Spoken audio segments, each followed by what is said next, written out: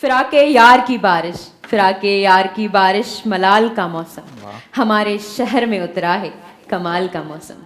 बिस्मिल्लाहिर्रहमानिर्रहीम, अस्सलाम वालेकुम। द मॉर्निंग ऑफ धरती में आऊँ वहाँ जी मेज़बान पर है सैयद ऐं मूंसां गॾु मुंहिंजा को होस्ट मौजूद आहिनि नसीर गोपांग। नाज़रीन, तव्हांखे असांजो इंट्रो जेको आहे उहो थोरो डिफरेंट लॻो हूंदो, जी रीज़न इहो आहे त बारिशुनि जो मौसम आहे। मूं चयो छो न शाइरी सां शुरू कयो वञे, ऐं हुई बि शाइरी जे बारे में चयो वेंदो आहे त शाइरी जेका आहे उहा रूह जी ग़िज़ा आहे। कीअं लॻो तव्हांखे? सुठो लॻो, पर तव्हां ॿुधायो आहे त आउं पुठियां कीअं रहंदसि। हा बिल्कुलु श्योर, आउं त ॿुधण थी चाहियां। बारिश जी सीज़न ऐं तव्हां ॿुधायो त शेख अयाज़ बि चयो हो त अयाज़ जी उर्दू पोइट्री बि कमाल जी आहे, त तव्हां उर्दू ॿुधाई आहे, असां बि उर्दू था ॿुधायूं। त अयाज़ चयो न त हूं त भिटाई सरकार जो पूरो जेको सुर आहे इन ते, सो सुरसारंग जेको आहे, पर अयाज़ चयो त बारिशें होंगी, बारिशें होंगी, रहे हस्ती पे थम जाएगी धूल, और जब सुर्ख फूल जब खिलेंगे तब मिलेंगे। बारिशें होंगी, रहे हस्ती पे थम जाएगी धूल, और जब सुर्ख फूल जब खिलेंगे तब मिलेंगे। वाह, ज़बरदस्त, बिल्कुलु इहा सची ॻाल्हि आहे। ऐं बारिशुनि जे मौसम खे हिकिड़ो मुलाक़ातनि जो बि मौसम चयो वेंदो आहे। ऐं बरसातुनि में हिकिड़ी कैफ़ियत ई अलॻि हूंदी आहे। या ॿी ॻाल्हि आहे त असां वटि जेको आहे लाइट वेंदी हली आहे, रस्ता एॾा बिल्कुलु रस्ता एतिरा ख़राब थी वेंदा आहिनि जेको असां घर पुॼी कोन सघंदा आहियूं, गटर में हूंदा आहियूं ऐं मतिलबु तिरकंदा हलंदा आहियूं। ऐं मूंखे लिटरली जॾहिं आयसि पिए न हिते, मूंखे इहो डपु पियो लॻो किथे तिरकी न पवां, किरी न पवां। पंधु न, हुतां खां त पंधु लथी आहियां ऐं माशाल्लाह गलियूं। बहरहाल ये ॾिसो न, जेके वॾा शहर आहिनि उते बि ज़ाहिर आहे असांजी पंहिंजूं कमियूं कोताहियूं, माना पंहिंजो मेन हुकूमतुनि जे, त उते गटर नाला जेके आहिनि उन्हनि ते कब्ज़ा थी विया आहिनि, उन्हनि जी प्रॉपर सफ़ाई न आहे। पाणी खे जॾहिं तव्हां रस्तो ॾींदो त उहो पंहिंजो रस्तो पाण अख़्तियार कंदो आहे, जॾहिं पंहिंजो रस्तो उहो पाण अख़्तियार कंदो आहे त खोड़ सारी तबाही आणींदो आहे, नुक़सान। ऐं कराची हुजे, लाहौर हुजे, इस्लामाबाद ॾिसो कंहिं क़दुरु बचियलु हूंदो आहे इन करे, पर हाणे त जेके स्कर्दू ऐं ॿियनि इलाइक़नि मां बि जेके रिपोर्ट्स अचनि पियूं त ICU जेके वार्ड्स आहिनि मुख़्तलिफ़ हॉस्पिटल्स जा, उन्हनि में पाणी जेको आहे सो दाख़िल थी वियो आहे। भले हिकिड़े पासे वॾनि शहरनि में असांजी मिसमैनेजमेंट जे करे बारिश जेका आहे रहमत जेका आहे उहा ज़हमत थी वेंदी आहे, पर वरी जेकॾहिं अव्हां थरपारकर वञो, कोहिस्तान वारी पूरी पट्टी में वञो, त उते वरी जेका बारिश आहे उनजा रंग ई निराला था थी वञनि। ऐं बारिशुनि में अक्सर माण्हू थर जो रुख कंदा आहिनि, थर में ॾाढो मज़ो ईंदो आहे न। थर जो जेको एनवायरमेंट हूंदो आहे उहो बिल्कुलु चेंज थी वेंदो आहे। ऐं सिर्फ़ु घुमण जो न, मुख़्तलिफ़ शयुनि लाइ असां बारिशुनि में रुख कंदा आहियूं। जीअं त बारिशुनि जी जेका हूंदी आहे फूड आहे उहो तव्हांखे ख़बर आहे? तमामु घणो थरपारकर में जेको थिए थो, नंढड़ा नंढड़ा चिबड़ थींदा आहिनि, छांया थींदा आहिनि, उते मकई जा संग थियनि था, उनखां सवाइ संगरियूं जेके आहिनि उहे थियनि थियूं। पचाइण वारो पई चवां। यस, त संगरियूं उहे जेके आहिनि, खोड़ ॿिया बि फ्रूट एतिरा थियनि था। पकोड़नि जे बारे में बि ॻाल्हायां। पकोड़नि जो मां थरपारकर न करी, तव्हां मुंहिंजो ज़हन कयो। मिठा पकोड़ा असां वटि वरी, हू त पकोड़ा जाम थियनि था, पर मिठा पकोड़ा तव्हां खाधा आहिनि? न, मिठा न आहिनि खाधा। मूं खारा वारा ई खाधा आहिनि। खंड जे पाणी में उन्हनि खे जॾहिं बेसण खे ॻोहिबो आहे त उन मां मिठा पकोड़ा ठाहींदा आहिनि, ॾाढा इंट्रेस्टिंग हूंदा आहिनि। ऐं तहरी बत, हा बिल्कुलु, तहरी जेको गुड़ सां ठहंदो आहे, ऐं उहो मतिलबु हिकिड़ो फेवरेट हूंदो आहे। असांजे घर में स्पेशली जेको आहे इहो ठहंदो आहे बारिशुनि में, ॾाढो सुठो लॻंदो आहे, बहितरीनु लॻंदो आहे। ट्रेडिशनल खाधा असां सिंधियुनि जा बि कंदा आहियूं। ऐं इवन बारिशुनि में असांजो टेस्ट बि चेंज थी वेंदो आहे। असां डिफरेंट सॉन्ग्स ॿुधणु शुरू थी वेंदा आहियूं। मतिलबु हिकिड़ो जीअं नॉर्मल असां हूंदा आहियूं उन में असां डिफरेंट ॿुधंदा आहियूं। कुझु ॿुधायो था? ॿुधायो था कुझु? न बरसात के सो खोड़ गाना आहिनि। मींहड़ो पियो थो वसे, अलाए छा जानी मुंहिंजो मींहं में पियो थो अचे, सो खोड़ बारिश सो बारिश ते तव्हांखे लातादाद गाना मिलंदा, उर्दू में, सिंधी में, हर ॿोली में हूंदा। ऐं ज़ाहिर आहे त नेचर ते उनजो तमामु घणो असरु पवे थो। बारिशुनि खे इंजॉय कयो, कॾहिं कॾहिं अचनि थियूं, उहे बि क्लाइमेट चेंज जेको आहे, मौसमियाती तब्दीलियूं आहिनि, उनजे करे या त बारिशूं थियनि ई कोन थियूं, थियनि थियूं त तमामु घणियूं थियनि थियूं, या त सर्दी थिए कोन थी, थिए थी त तमामु घणी थिए थी। पोइ जन जन इलाइक़नि में थिए थी, कोशिशि कयो, इंजॉय कयो, पर पंहिंजो ख़्यालु बि ज़रूरु रखो, एहतियात कयो। ऐं जीअं चवंदा आहिनि त बिजली जा जेके खंभा वग़ैरह थंभा चऊं था उनजे पासे वेसे खां माण्हू न गुज़रे, ख़्यालु कयो त किथे को गटर खुलियल त कोन्हे, वॾी डंडी खणी लठ खणी बाक़ाइदे पोइ रस्तनि ते निकिरो ऐं हणंदा वञो। ऐं इन खां अलावा एनवायरमेंट ते अचूं भला। हाणे जेको एनवायरमेंट आहे उहो जेको ग्रीनरी उन ते अची वेंदी आहे, एतिरो ख़ूबसूरत लॻंदो आहे, स्पेशली जिथे असांजा ट्रीज़ आहिनि उन्हनि ते। तॾहिं चयो वेंदो आहे तव्हां ट्रीज़ जेको आहे उनखे रहणु ॾियो।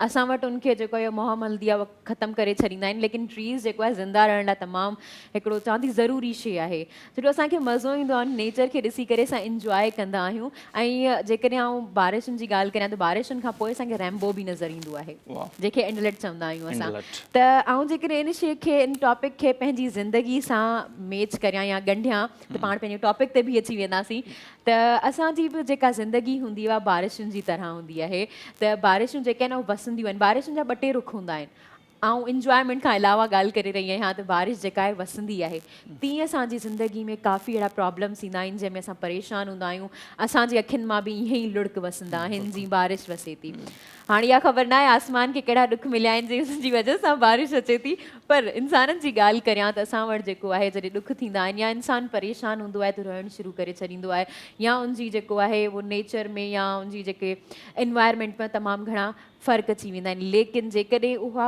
ख़तमु थींदी आहे त इंडलेट ज़रूरु नज़र ईंदी आहे त ईअं ई असांखे हिमत न माना पंहिंजी जेका आहे उहा विञाइणु घुरिजे हिमत रखणु घुरिजे ऐं जेको हौसलो आहे उनखे ख़तमु न करणु घुरिजे असां वटि बि ईअं ई थियण वारो आहे जेकॾहिं असां वटि मुश्किलातूं अचनि थियूं त उनखां पोइ असां वटि सुख बि अचनि था चयो वेंदो आहे ॾुखनि पुठियां जेके न सुख ईंदा आहिनि सुखनि पुठियां ॾुख ईंदा आहिनि त इहो हिकिड़ो लाइफ जो जेको आहे उहो आउं चवां थी अलमियो आहे इहो थींदो रहंदो आहे ऐं इवन मूंखे हिन ते हिकिड़ी ॻाल्हि यादि अची वेई मूं हिकिड़ी अची वई हली न न वई कोन हली अचे पई अञा ज़हन में हले पई ठीकु आहे त उहा इहा ॻाल्हि आहे त हिकिड़ो मूं पढ़ियो हो त असांजो जेको आहे उहा अक्सर चयो वेंदो आहे त जॾहिं लाइन दिलि जी जेका आहे उहा सिधी थी वेंदी आहे त असां मरी वेंदा आहियूं त जेकॾहिं असांजी ज़िंदा रहणो आहे त उनमें ज़िग हुजणु लाज़मी हूंदो आहे असांजी जेका लाइफ जी लाइन हूंदी आहे उनखे ज़िग हुजणु लाज़मी आहे हा ऐं ज़िग जो मक़सदु इहो आहे त कॾहिं उतार कॾहिं चढ़ाव कॾहिं असां ख़ुशि में चवंदा आहिनि कॾहिं बुक में कॾहिं भाकुर में त उहा ई वारी सीन हूंदो आहे त कॾहिं असां ख़ुशि हूंदा आहियूं कॾहिं ॾुख में हूंदा आहियूं त असांखे हिमत जेका आहे उहा हारणु न घुरिजे कॾहिं बि सो बिल्कुलु बारिश जी सीज़न आहे ऐं ज़ाहिर आहे उनजा जीअं असां चयोसीं त नेचर ते असांजी सिहत ते तमामु घणा असर थियनि था ऐं हर माण्हू ख़ुशि हूंदो आहे बारिश में केॾो बि रूढ़ी माण्हू बि हुजनि उनखे तव्हां मींहं में छॾियो सो अॼु घणो कुझु असां बारिश ते ॻाल्हाईंदासीं तस्वीरूं बि अव्हांखे ॾेखारींदासीं काफ़ी वीडियोज़ बि ॾेखारींदासीं शाइरी त अव्हांखे पहिरियां ई ॿुधाए चुकी आहे ऐं हा असां बि थोरो कंट्रीब्यूट उन में ज़रूरु कयोसीं ऐं जेके दोस्त थरपारकर या जेके असांजा कोहिस्तान वारी पट्टी आहे जेके इलाइक़ा आहिनि घुमणु चाहिनि था हींअर खां ई प्लानिंग कयो 10-15 ॾींहंनि में अव्हांखे इहे समूरा जेके इलाइक़ा आहिनि उहे कश्मीर जो ॾेख ॾींदे नज़र ईंदा कराची में बि खोड़ सारियूं अहिड़ियूं पॉइंट्स आहिनि ऐं असां हर साल उते वेंदा आहियूं ख़ासि तौर ते गडाप वारे पासे त अव्हांखे लॻंदो ई कोन त हीअ कराची आहे सो उते बाक़ाइदा जीअं झरणा जेके चश्मा चऊं पाणी जा उहे पहाड़नि ते जॾहिं पाणी लहंदो आहे सो उॾाईं जो बि अव्हांखे ज़रूरु प्रोग्राम ठाहिणु खपे उते वञी करे अव्हांखे अहसासु थींदो त कराची सिर्फ़ु उहो कोन्हे जंहिंमें वॾियूं बिल्डिंगूं आहिनि जिते रुगो डांबर आहे रुगो सीमेंट आहे जिते रुगो सरियो आहे वण ई कोन्हनि पर कराची जो हिकिड़ो पासो गडाप वारो बि आहे मलीर वारो जेको पूरो इलाइक़ो आहे ग्रीन बेल्ट जंहिंखे करार ॾिनल हो पर हाणे त हाउसिंग स्कीमुनि जे करे उते बि ज़ाहिर आहे बिल्डिंगूं ई बिल्डिंगूं नज़र अचनि पियूं पर अञा त उते ग्रीनरी आहे ऐं बारिश जे सीज़न में हीउ इलाइक़ो घुमणु जहिड़ो आहे सो अव्हांखे ज़रूरु उतां जी वीडियो बि ॾेखारींदासीं हिन साल जो सो खोड़ सारियूं ॻाल्हियूं थियूं पर हिन प्रोग्राम जे लाइ अव्हांखे ॿुधाईंदा हलूं त असांखे जंहिं ताउन कयो आहे उन जे हवाले सां ॿुधाईंदा हलूं त मलका मसाल उन्हनि असांखे ताउन कयो आहे हिन प्रोग्राम जे लाइ उनजो नारो आहे त लज़त ने थामा है सेहत का हाथ ऐं पाकिस्तान में पहिरियों भेरो रेसिपी जेके मसाला आहिनि उन्हनि में पिंक सॉल्ट या लूणु जेको आहे उनजो इज़ाफ़ो कयो वियो आहे ऐं मलका मसाला पाकिस्तान में पंहिंजी नोईअ जो ई पहिरियों जेको ब्रांड आहे उन इहो एक्सपेरिमेंट कयो आहे तजुर्बो कयो आहे त उन्हनि पिंक सॉल्ट जेको सिहत लाइ तमामु ज़रूरी बि आहे ऐं 3-4 भेरा उनखे रिफाइन कयो वञे थो उनखां पोइ उन्हनि खे मसालनि में यस शामिलु कयो वियो आहे ऐं उन सां वधीक जेको टेस्ट आहे उहो खाधनि में अची वञे थो सिहत जो बि ख़्यालु कयो वियो आहे जेके बि असां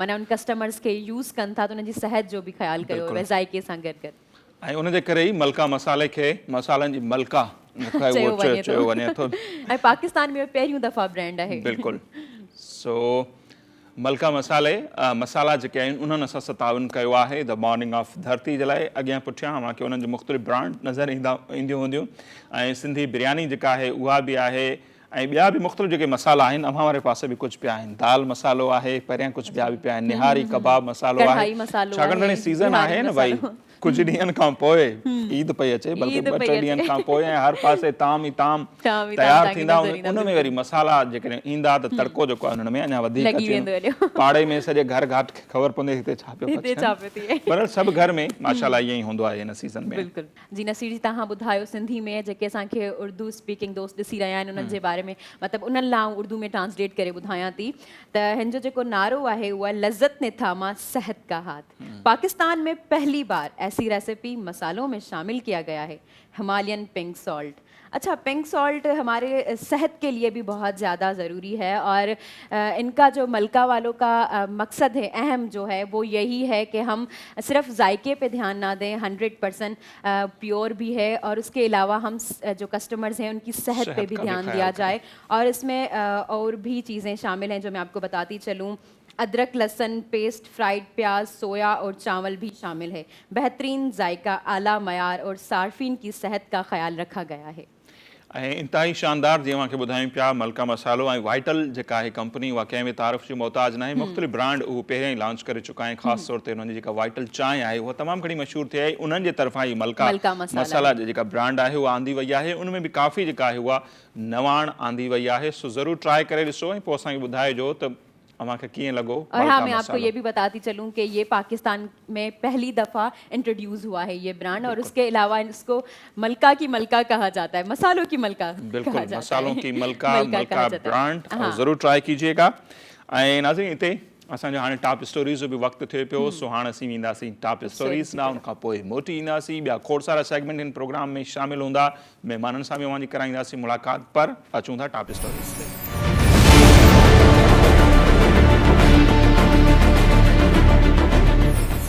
सिंध समेत मुल्क के मुख़्तलिफ़ हिस्सनि में बरसात जो सिलसिलो हलंदड़ आहे। ईद खां कुछ ॾींहं अॻु तेज़ बरसात सबबि कराची समेत मुल्क जे वॾनि शहरनि में रहंदड़ माण्हू परेशानियुनि खे मुंहुं ॾेई रहिया आहिनि। मालपीड़ियनि जी सूरतहाल बि ख़राब थी वई। ईद वारे ॾींहुं बि बरसात पवण जो इम्कान ज़ाहिर कयो वियो आहे। बरसात दौरान पानी जे नेकाल तोड़े सफ़ाई सुथराई जो बहितर निज़ाम न हुजण सबबि हिकिड़े पासे शहरी इलाइक़नि जा माण्हू परेशान आहिनि त वरी ॿिए पासे थरपार कर तोड़े कोहिस्तान वारनि इलाइक़नि जा माण्हू ख़ुशियूं मल्हाए रहिया आहिनि। ईंदड़ कुझु ई ॾींहनि में इहे इलाइक़ा कश्मीर जो ॾेख ॼणे शुरू कंदा। थर ऐं कोहिस्तान जे हुस्नाकिन जो मज़ो वठणो आहे त अव्हां हींअर खां ई तयारी शुरू करियो। इस्लामाबाद में अॼु खां 2 ॾींहनि वारी अफ़गान अमन कॉन्फ्रेंस शुरू थी रही आहे। कॉन्फ्रेंस में अफ़गानिस्तान जी सूरतहाल, पाकिस्तान ते पवंदड़ असर तोड़े ॿियनि मामलनि ते गौर वीचार कयो वेंदो। परॾेही खाते जे तर्जुमान जो चवणु आहे त अफ़गानिस्तान में मुकमल अमन चाहियूं था त जीअं पाकिस्तान में आबाद लखें अफ़गान मुहाजिर वापसि वञनि। 80 वधीक अफ़गान शहरनि जो ॿार बर्दाश्त नथा करे सघनि। कोरोना जे केसनि में ख़तरनाक हद ताईं वाध थियण लॻी। ईद जे मौक़े ते हथ मिलाइण, भाकुर पाइण तोड़े पार्टियूं करण खां पासो करियो त जीअं अव्हां बि हिन वबा जो शिकार न थी वञो। केसनि में वाध सबबि सिंध सूबे में अॻु ई 8वीं क्लास ताईं स्कूल तोड़े तफ़रीही माॻ बंदि कया विया आहिनि। जी नाज़रीन, जी अवां टॉप स्टोरीज़ ॾिठियूं। हाणे प्रोग्राम में वक़्तु थियो आहे शॉर्ट ब्रेक जो। केॾांहुं न वञिजो, असां सां गॾु रहिजो। ऐं ब्रेक खां पोइ जीअं असीं वापसि ईंदासीं त अॼु जी जेका महिमान शख़्सियत आहे उन्हनि सां अवांजी कराईंदासीं मुलाक़ात। सिंधी अदब सां उन्हनि जो वास्तो आहे। 7 किताब हू लिखी चुका आहिनि। शाइरी बि सुठी कनि था, कहाणियूं लिखनि था, खाका लिखनि था, नाविल लिखण जी तयारी कनि पिया। ऐं उहा महिमान शख़्सियत केरु आहे, कुझु ई देरि खां पोइ अवांजी करायूं था उन सां मुलाक़ात। After this break.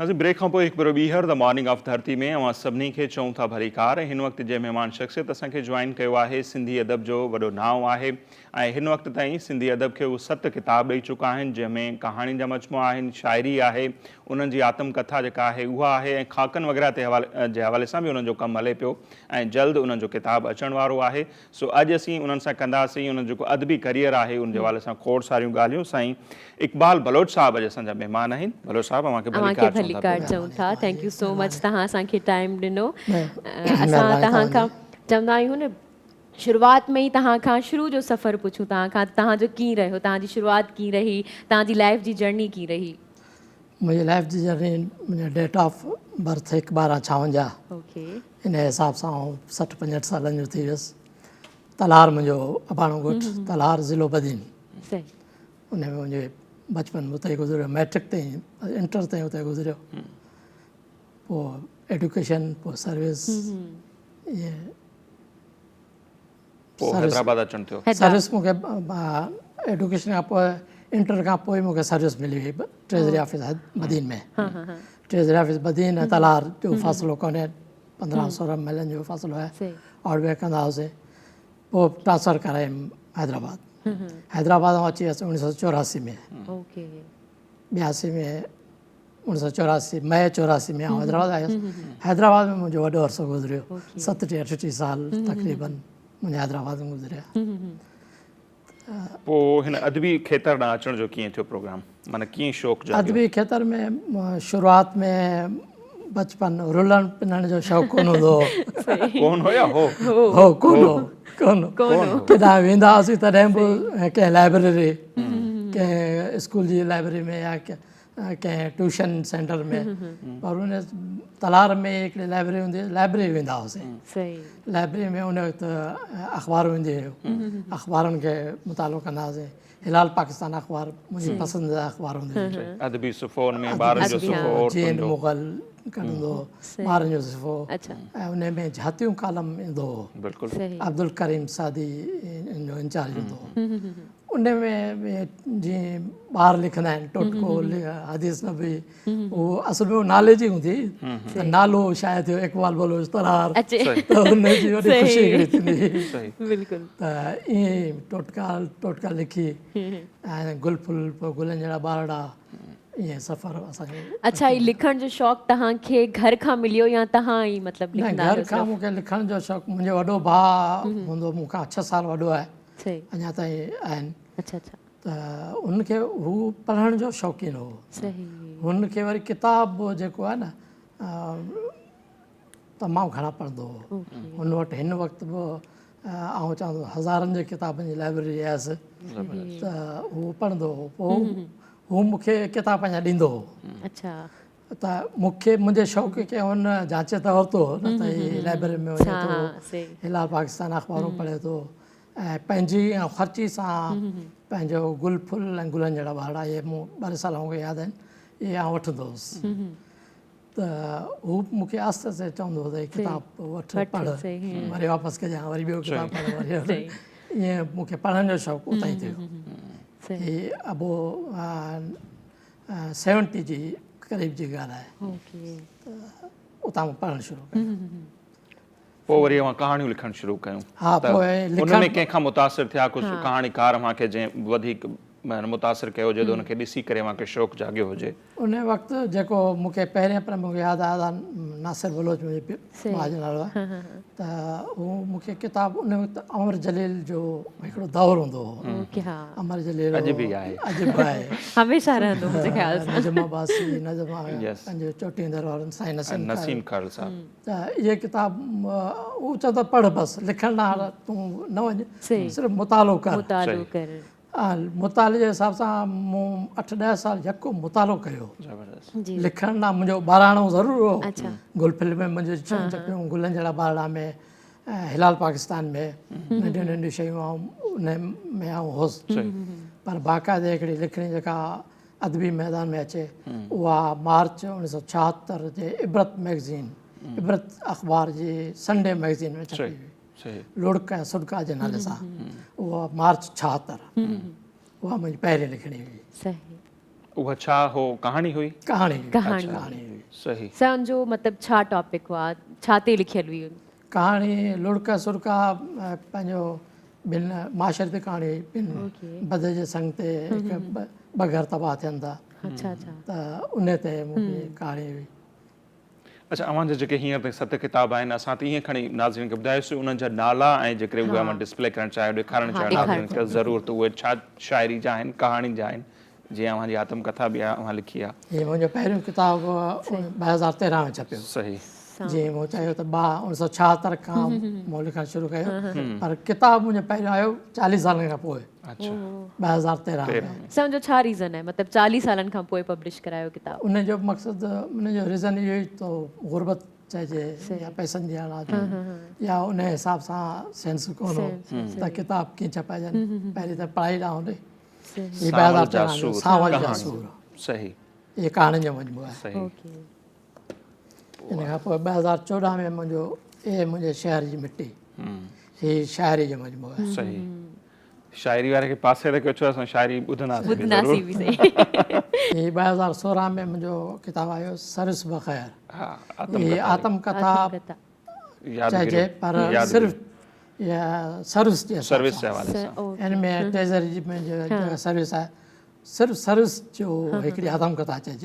तजुर्बो या उहे यादगिरियूं हाँ याद सर्विस में एक्सपीरियंस जे वगैरह सही इन खां पोइ मुंहिंजो कहाणियुनि जो मजमो वरी आयो जी हाँ 2016 में जीअण जिनी कहाण जी हाँ ये कहाणियुनि जो मजमो आहे। ये मुंहिंजी मुर्कूं महकूं मेड़ियम ये मुंहिंजी ज़ाती आत्मकथा आहे वाह अच्छा जंहिंमें मुंहिंजो पर्सनल सभु कुझु अची पर्सनल वगैरह ठीक वेंदो। नसीरी टुकड़ा सही ओके हिन में नंढियूं नंढियूं ॻाल्हियूं जेके शार्ट माण्हू ॻाल्हाए वेंदो आहे हाँ असां उहो डायरी में लिखियूं आहिनि। हाँ, शानदार ये कहाणी जो मजमो हो। हिकु दफ़ो वरी आख़िरी मुंहिंजी किताब आहे आख़िरी प्यार जे नाले सां आखिरी प्यार कहाणी जो मजमो। पर प्यार भी आखिरी थी अच्छा सर तव्हां ये सवाल है साईं छा थो चए अच्छा प्यार आखिरी थींदो आहे प्यार जेसिताईं माण्हू आख़िरी ज़िंदा थींदो ई आहे कोन्हे प्यार जी मंज़िल त ख़बर त ई आहे। सर पोइ इश्क आखिरी थींदो आहे न इहो बि इश्क नथो आख़िरी न थींदो आहे। अच्छा बार बार थींदो आहे इश्क इश्क पहिरियों आहे इश्क उहो जेको पहिरियों थिए हा पोइ उहो ई मोहबतूं आहिनि इश्क ओके न आहे पोइ मोहबतूं आहिनि। पोइ मोहबतूं आहिनि सही था चओ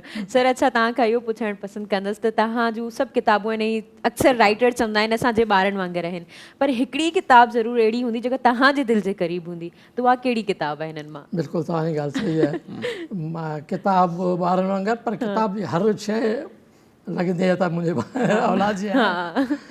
मूंखे जेको हूं मुंहिंजो पसंदीदा किताब त यादगिरियुनि जो आहे मुर्कूं महकूं मेड़ियम ओके पर मूंखे मुंहिंजी पसंदीदा सिर्फ़ु वरी कहाणी आहे। कहाणी आहे सही शायरी कुझु थी वञे हाँ, ऐं पंहिंजी ज़रूरु। पसंदि जो असांखे कुझु ॿुधायो को गज़ल को गीत को तव्हां नज़म जेको सो 7 किताब माशाल्लाह ऐं आत्मकथा जे हवाले सां बि हीअं असांजी सुठी ॻाल्हि आहे त असांजी ज़िंदगी में ई लिखी आहे माण्हू खे लिखणु खपनि लिखणु पंहिंजे बि तजुर्बाउनि में खपनि, घणनि माण्हुनि खे सिखण जे लाइ मिले लिखण खां पहिरें किताब अचण खां पोइ वाक़ई मूंखे लॻो त हिकिड़ो जुनून आहे 7 सालनि जे अरसे में मुंहिंजा 7 किताब अची चुका आहिनि माशाल्लाह ऐं 3 किताब ॿिया अचण वारा आहिनि हिकिड़ो जुनून थिए थो जेको हां लेट अच्छा, कई अच्छा, 40 सालनि में 7 सालनि में सभु कसर कढी हिते पूरी हिकिड़ो गज़ल ऐं ॿुधाइणु पसंदि कंदुसि जेको मुंहिंजो इहे फनकारनि बि जी जी ॻायो आहे। हाँ अच्छा अच्छा ख़्वाबनि में अचण वारा कॾहिं मिलण त ईंदो कर ख़्यालनि में वसण वारा कॾहिं मिलण त ईंदो कर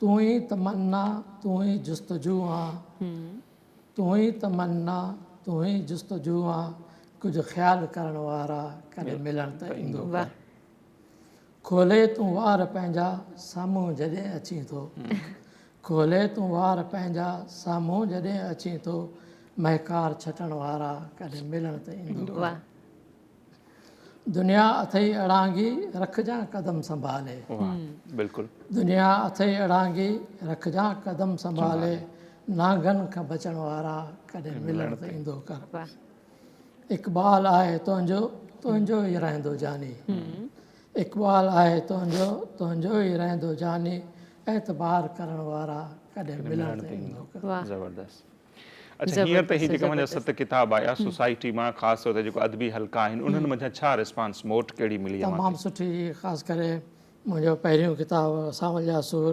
कहाणियुनि जा मजमा त मुंहिंजा ख़तमु थी चुका ज़बरदस्त मूं वटि बि माना ईअं सम्झो की ख़तमु थियल आहिनि त रिस्पॉन्स ॾाढी सुठी इन करे बि जो मुंहिंजो हिकिड़ो 40 साल खां जो लिखंदा पिया आयासीं त हिकिड़ो Experience नंढड़े थी वियो पैमाने जो नालो त हो सही त जीअं मुंहिंजो पहिरियों किताबु आयो त उनखे पज़ीराई ॾाढी सुठी मिली अदबी हल्के में ऐं दोस्तनि में सही ॾाढी सुठी हुन मां मुतमइन थियसि ऐं ख़ुशि थियसि सही सही पहिरियों ज़बरदस्त आसरो न कजो साईं वटि पाण वटि कापियूं कोन न मूं इहो ई सोचियो पिए ऐं सर जो हिकिड़ो ॿियो बि किताबु आहे कराची ते लिखियल आहे उहो तमामु मशहूरु किताबु आहे सही उहो खपे मूंखे हीअ किताब तव्हांजे लाइ खणी आया खणी आया आहिनि सर खणी आया आहिनि पंहिंजे लाइ सो सुठी ॻाल्हि आहे अच्छा वरी जॾहिं माण्हू खे न रिस्पॉन्स सुठो थो मिले मोट अञा वधीक माण्हू खे ख़ुशी हिकिड़ी थींदी आहे ख़ुशी माण्हू खे थींदी आहे, लिखण में वधीक वधीक मज़ो लिखण में, ईंदो आहे किताब या को बि कमु अॻिते वधाइण में उनखे माण्हू खे मज़ो ईंदो उत्साह आहे, जेको आहे न उहो ज़रूरी आहे न उन सां जी तव्हां पहिरीं ॿुधायो तलार में रही चुका आहियो हैदराबाद में रही चुका आहियो वरी कराची अचणु थियो तव्हांजो त तव्हां पंहिंजो एक्सपीरियंस ॿुधाइजो मतिलबु जेका ट्रांसफॉर्मेशन थी आहे शहरनि में इन जे बारे में ॿुधाइजो असांखे असल में ट्रांसफर जेका थी नौकिरी जे सिलसिले में ओके पहिरीं त तलार मुंहिंजो ॻोठु उते त मुंहिंजी रिहाइश हुई पोइ बदिन ट्रेज़री में मूंखे नौकिरी मिली उते 8 साल मुंहिंजी नौकिरी बदिन ट्रेज़री में रही 82 में मुंहिंजी शादी थी। शादी खां पोइ 84 में मुंहिंजी ट्रांसफ़र थी हैदराबाद ट्रेज़री में। ओके। हैदराबाद ट्रेज़री में 1984 खां टिल रिटायरमेंट। अच्छा। रिटायरमेंट ताईं आउं हैदराबाद रहियुसि। हैदराबाद। अच्छा। उनखां पोइ वरी कराची तव्हांजो चवण कराची में इहो थियो जो कराची में मुंहिंजो पुटु ऐं नुंहुं हिते रहंदा हुआ। अच्छा, उन्हनि वटि उन्हनि वटि ऐं हुते बि असां ॿई ॼणा, असांजी सिंगल फैमिली आहे। सिंगल फिल्म से ॿ हैदराबाद में ॿ कराची में। इहो त सोचे छॾियोसीं त फैमिली हिकिड़ी थींदी, ख़र्चनि खे बचाइण जे लाइ बि सही ऐं फैमिली आहियूं चारि फैमिली माण्हू त उहो हाँ त अलॻि। गॾु हुजणु खपे। सही था चओ। ऐं इहो सोचे छॾियोसीं हाणे केरु अचे, या त हू हैदराबाद अचनि या त असां कराची अचूं। अच्छा सर। पोइ ज़ाहिरी तरह फैसला त थियल हुआ, पोइ कराची असां अची वियासीं। सही। सर ब्रेक जो टाइम थी वियो आहे, ज़ा- ब्रेक जी बिल्कुलु। तरफ़ हलूं था। ऐं जी नाज़रीन किन न वञो, असां सां गॾु रहिजो।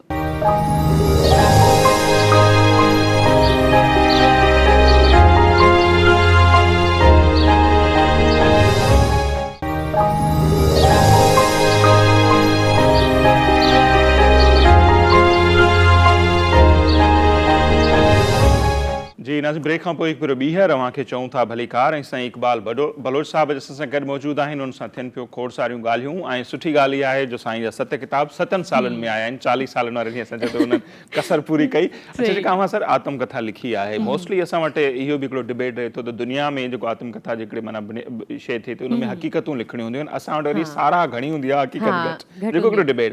सो अव्हां जी आत्मकथा मूं पढ़ी न आहे, मूंखे ख़बर न आहे त उन में सचाई अव्हां केतिरी बयानु कई आहे, ज़िंदगी जो जेको तजुर्बा एक्सपीरियंस।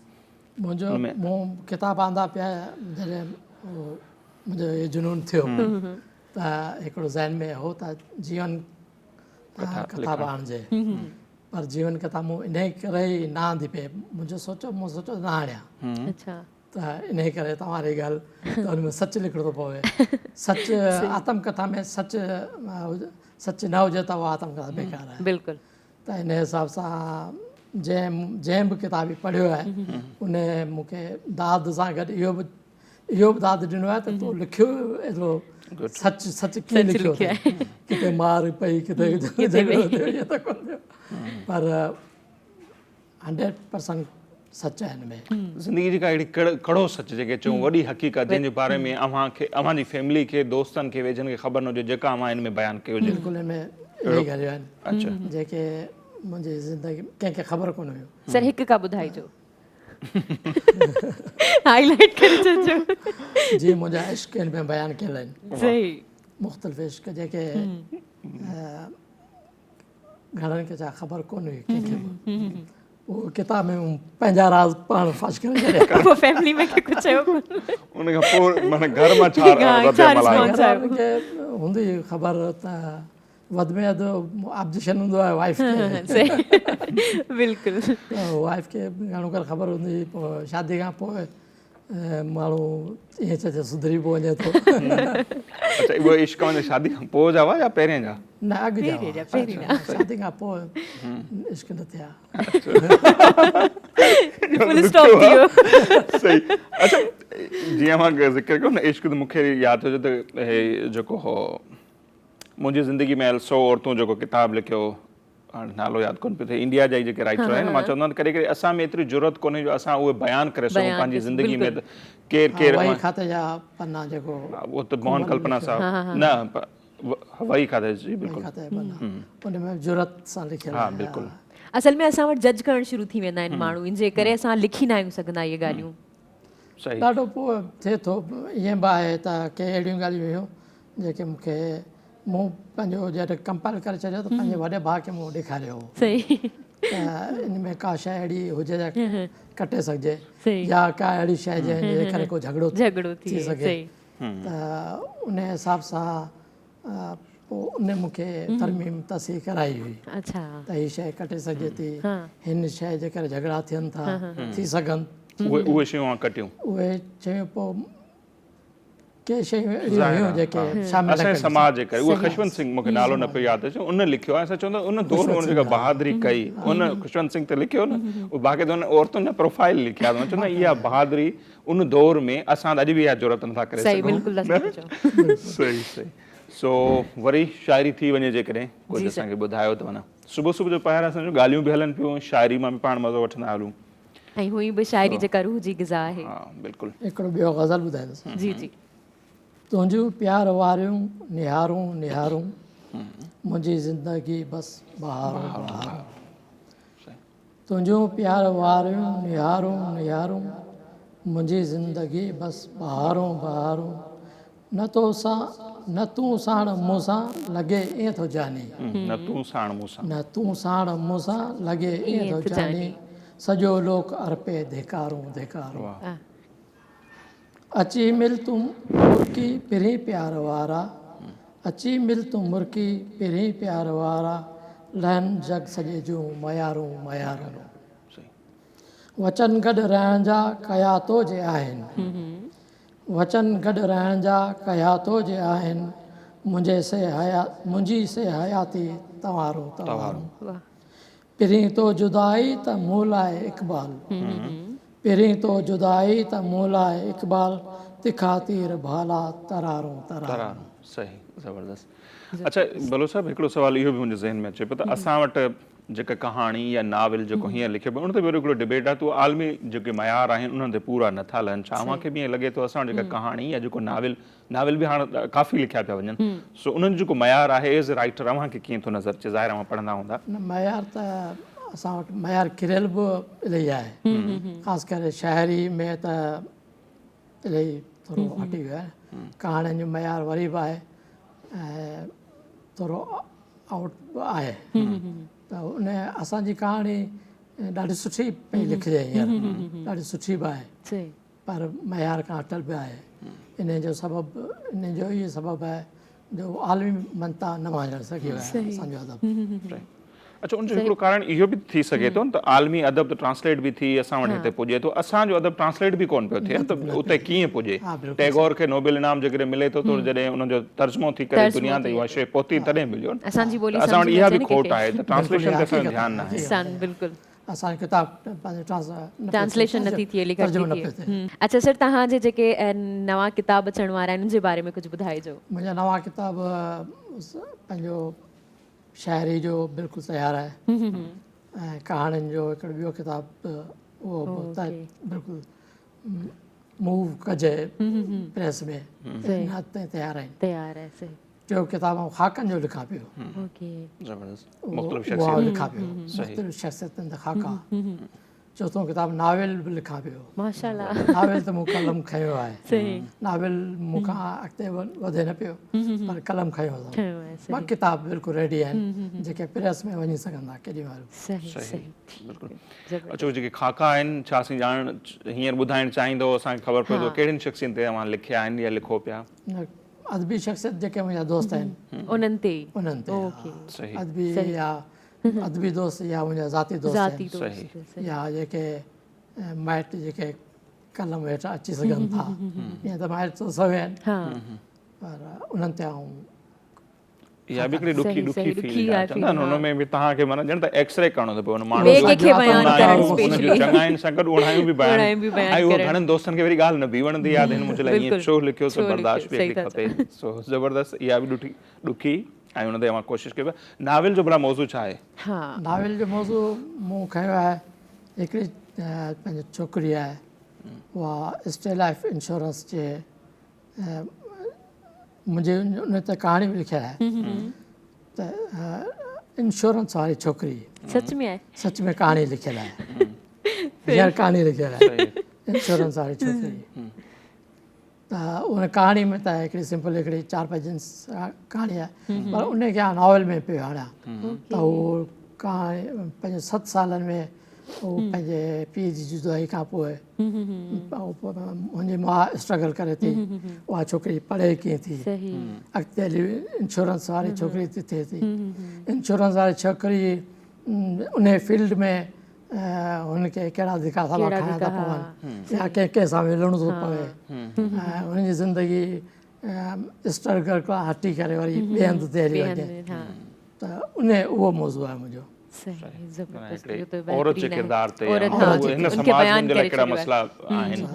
उहा छोकिरी पाण कीअं थी करे या समाज लाइ कीअं थी फेस करे उन्हनि Face सभिनी करे शयुनि उनखे, हर्डल्स खे सही सही था चओ अच्छा जेकॾहिं ज़ाहिरा मां पढ़ो बि था त अॼु दौर में जेकॾहिं ज़िक्र कयूं त सुठा कहाणीकार अव्हांजी नज़र में कहिड़ा आहिनि 4-5 ज़ाहिरा ॿिया बि हूंदा पर जेके अव्हांखे पसंदि हुजनि सुठनि कहाणीकारनि में हिन वक़्तु सुठनि कहाणीकारनि में तमामु सुठा कहाणी आहिनि ॿ टे जेके तारिक कुरैशी जो नालो वठंदुसि तारिक कुरैशी असांजो सुठो कहाणीकार आहे ज़राब हैदर ॾाढो सुठो असांजो कहाणीकार आहे ऐं औरतुनि जी फील्ड में ॾाढी सुठा नाला था अचनि अॼु सीमा अब्बासी ॾाढी बिल्कुलु सुठी हुनजी स्ट्रगल आहे कहाणी आहे हुनजे हर मौज़ू ते सुठो नालो आहे यास्मीन चांडियो आहे असांजी नंढी टई में अहन सहर आहे या अञा बि नंढी टई में सीमा चांडियो असांजी आहे ऐं सिंधी अदब जी ॿी मखदूम आसिया कुरैशी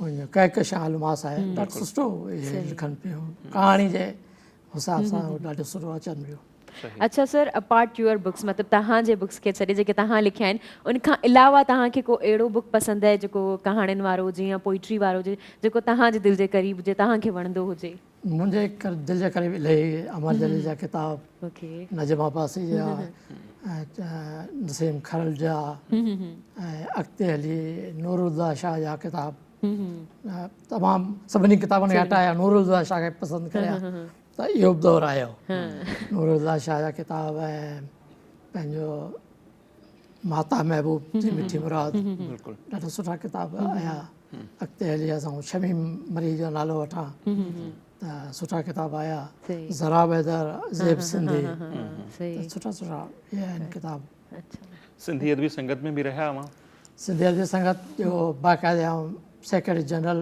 8 साल रहियसि अच्छा मरकज़ी तलार जो तलार शाख जो पोइ हैदराबाद आया त हैदराबाद शाख जो मेंबर हुउसि मरकज़ में आउं कॾहिं कोन रहियसि पर सिंधी अदबी संगत बाक़ाइदे उनजे क्लास अटेंड कयमि हिन में बाक़ाइदे रेगुलर वेंदो हुउसि उनजो केतिरो किरदारु था ॾिसो सिंधी अदब जी वाधवी जे हवाले सां सिंधी अदबी संगत जो या नवां जेके नौजवान लिखनि पिया उनखे उत्साहिण में असांजे दौर में त सिंधी अदबी संगत जो ॾाढो मरकज़ी किरदारु हूंदो आहे अदबी संगत जा जेके सीनियर मेंबर हूंदा हुआ उहे मवाद खे ठाहे बि ॾींदा हुआ बिल्कुलु हिते तो ग़लती कई आहे हिते असां तस्हीह तरमीम करे ॾींदा अॼुकल्ह उहो न आहे अॼुकल्ह उहो घटि थी वियो आहे घटि अदबी संगतूं ख़तमु थी वियूं आहिनि त उहो किरदारु ख़तमु थी विया आहिनि सही सर जेके न्यू राइटर्स आहिनि जेके लिखणु चाहिनि था उन्हनि जे बारे में तव्हां छा पैगाम ॾियणु चाहींदा उन्हनि खे तव्हां छा था चवणु चाहियो न्यू राइटर्स खे मुंहिंजो पैगाम इहो आहे त उहो मुतालो कनि शॉर्टकट ॾाढो आहे फेसबुक भरिजो पियो आहे फेसबुक कहाणियुनि सां शाइरी सां भरियो पियो आहे मूंखे ख़बर न आहे हुनजो मुतालो केतिरो आहे के यंग राइटर अली रज़ा पंहिंजो आहे ऐं पंहिंजो मखमूर रज़ा आहे ॾाढो निराश छोकिरो हिकिड़ो फयाज़ दर्स मूं पढ़ियो त उनजी शाइरी एॾी पुख़्ती एॾी ज़बरदस्त शाइरी वरी जो प्रोफाइल में वञा त 20 सालनि जो छोकिरो आहे हा मूंखे एतवार न अचे त 20 सालनि जे छोकिरे या त को वॾो थो ठाहे ॾिए नालो हिन जो आहे या त वरी उनखां मालूमात वरितियूं 10 किताब अची विया आहिनि छोकिरे जो 10 सालनि में हुनजी एॾी नालो छा ॿुधायो मां सर फयाज़ दर्स त एतबार बि नथो अचे एॾो 10 सालनि जो छोकिरो ऐं हुनजो एॾो मुतालो कयो हूंदो बिल्कुलु हाणे एॾो सुठो लिखनि था उन लाइ थी बि सघे थो मुतालो कयो बि हुजे सर राइटिंग लाइ छा एक्सपीरियंस ज़रूरी हूंदो आहे एक्सपीरियंस मुताले जो मुतालो हुजणु खपे न माना एज में वॾो हुजणु लाज़मी न आहे मुतालो हुजणु खपे न बसि जेतिरो मुतालो हूंदो असांजो छोकिरी पंहिंजो जंहिंजो नालो वरिता मखदूम आसिया या सीमा चांडियो असां नौजवान 22 सालनि जी छोकिरियूं आहिनि हुननि जो अदब त ॾिसो त छा लिखनि थियूं त ज़ाहिर मुतालो कयल सही सो तमामु घणी महिरबानी इकबाल बलोच साहब असांखे टाइम ॻाल्हियुनि में वाक़ई ख़बर ई न पई टाइम पूरो थी वियो ऐं वेंदे वेंदे जेकॾहिं अञा को मैसेज अव्हां ॾियणु चाहियो त आख़िर में कुझु चवणु चाहियो उहे आख़िरी ॻाल्हि पे कईसीं त मुतालो जेको आहे उहो मुंहिंजो आहे त शॉर्टकट कंहिं बि फील्ड में शॉर्टकट सुठी ॻाल्हि न आहे ख़ासि करे अदब में त बिल्कुलु ई न आहे असां 10-15 साल जॾहिं मूं लिखणु शुरू कयो त 10-15 साल त मूं सोचियो ई कोन हो त आउं लिखी बि सघां थो। ओके 10-15 साल सिर्फ़ु मूं पढ़ियो, सही पोइ त मस्त मस्त कहाणी लिखजे त शुरूआति कीअं कजे, एंड कीअं कजे, विच में छा प्लाट हुजे। त मुंहिंजो पैगाम इहो त मुतालो ज़रूरी आहे। सही तमामु घणी महिरबानी थैंक यू सो बलोच साहब। मच सर, थैंक यू नाज़रीन, इक़बाल बलोच साहब जो ॻाल्हियूं मां ॿुधियूं ऐं माशाल्लाह ज़बरदस्त ऐं हर फील्ड में तक़रीबन उन्हनि पाण खे चवनि त बाज़माई कई आहे, लिखियो आहे ऐं ईंदड़ ॾींहंनि में उन्हनि जो नावल बि अचण वारो आहे, मुख़्तलिफ़ शख़्सियतुनि ते खाका बि। ऐं उहे किताब जॾहिं ईंदा त वरी साईं खे असीं ज़हमत ॾींदासीं, ज़रूरु उन्हनि सां कचहरी कंदासीं। सो हिते वठंदासीं मुख़्तसिर ब्रेक ऐं ब्रेक खां पोइ बि जेके मुख़्तलिफ़ सेगमेंट आहिनि इन प्रोग्राम में उहे शामिल करण जो सिलसिलो जारी रहंदो। असां सां गॾु रहिजो।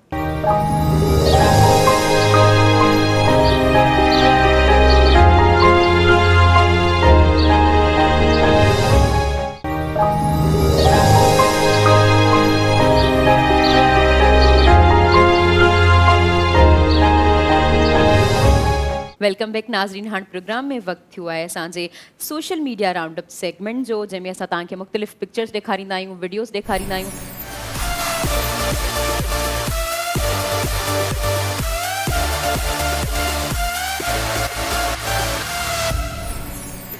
बिल्कुलु मूं वटि आहे ऐं उहा जीअं त पाण शुरूआती बरसाति सां कईसीं तो बरसाति जी सीज़न आहे, माण्हुनि खे असीं दावत पिया ॾियूं त उते पार्कर घुमणु वञनि, सो उन्हनि खे ॾेखारणु बि ज़रूरी आहे। ईअं थो लॻे ॼणु तव्हांजो घर हुजे, यस, तव्हां दावत उते खायो। कहिड़ा कहिड़ा रंग आहिनि हू असंदर चयो न, सारी सिंध पिरीअ जो पाछो, सो सिंध जी कुंड कुर्च पंहिंजी आहे, सॼो मुल्क पंहिंजो आहे। सो कारूंझर जा ई मंज़र आहिनि ऐं कारूंझर नो डाउट कुझु ई ॾींहंनि खां पोइ जीअं मूं चयो त कश्मीर थियण वारो आहे, पर हींअर खां ई बरसाति दौरान जेका फोटोग्राफी कई वई आहे, कुझु मुख़्तलिफ़ तस्वीरूं आहिनि पंहिंजे नाज़रीन खे ॾेखारियूं पिया। ही उतां जा रंग आहिनि, उतां जा जेके पहाड़ खणी अचूं उहो ॾिसो, कारूंझर जो जेको शहर आहे ऐं मथां जॾहिं खिवण पवे ऐं मथां कारा ककर हुजनि, उन दौरान जेका फोटोग्राफी कई वई आहे, सो मुख़्तलिफ़ तस्वीरूं आहिनि अव्हांखे ॾेखारियूं पिया। ऐं उहा हिकिड़ी साज़िश जी कड़ी आहे इहे तस्वीरूं ॾेखारण त तीअं अव्हांजे अंदरि में बि हिकिड़ी तड़प पैदा थिए त हिन साल असांखे ज़रूरु थरपारकर विज़िट करिणो आहे, स्पेशली थरपारकर में बि कारूंझर वारी जेका पट्टी आहे सो उहा असांखे ज़रूरु ॾिसणी आहे ऐं असांखे घुमणु खपे। हीउ सॼो मुल्क असांजो आहे, ख़ासि तौर ते सिंध जा जेके मुख़्तलिफ़ इलाइक़ा आहिनि उहे ज़रूरु विज़िट करणु खपनि, पर बारिश खां पोइ थर त ज़रूरु वञणु खपे। बिल्कुलु थर वञणु घुरिजे। छो जो चवंदा आहिनि त इहे शयूं असांखे तॾहिं वणंदियूं आहिनि जॾहिं असांजी नेचर वटां हूंदियूं आहिनि। असांजो जेको हिकिड़ो नेचुरल शइ आहे न, उहा असांजे नेचर वटां हुई असांजी फितरत में पयल हूंदी आहे, असांजी एब्ज़ॉर्व थियल हूंदी आहे। त जॾहिं असां उते वेंदा आहियूं असां वधीक इंजॉय कंदा आहियूं। एज़ यू ऑल नो कि असां एतिरे हर्डल्स प्रॉब्लम्स में हर को आहे, ईअं न आहे को हिकु ॿ माण्हू आहे उनमें, सभई प्रॉब्लम्स में आहिनि। सभिनी जूं जेके प्रॉब्लम्स आहिनि उहे अलॻि अलॻि आहिनि, पर उन में अगरि असां घुमी फिरी अचूं ऐं स्पेशली बारिशुनि खे इंजॉय करे अचूं त तमामु बहितरीनु आहे। ऐं ॿी पिक्चर मूं वटि आहे ऐं इन पिक्चर ते आउं चवंदसि त जेको असां वटि सबूत आहिनि उहे नसीर वेठा आहिनि। छो जो तव्हां बि मूंखे हिकु दफ़ा ॿुधायो, बल्कि ओनियर ई ॿुधायो हो त तव्हांजी हिकिड़ी बुक हुई, उनजे पढ़ण खां पोइ तव्हां में एॾी चेंजिस आयूं। त बिल्कुलु ही जेका पिक्चर जेका आहे उहा इन ॻाल्हि जी अकासी करे रही आहे त जॾहिं इंसानु कंहिं बुक ॾांहुं वञे थो त इंसानु बिल्कुलु चेंज थी वञे थो, पर शर्त इहा आहे त बुक जेका आहे उहा अहिड़ी हुजणु खपे चेंज करण वारी।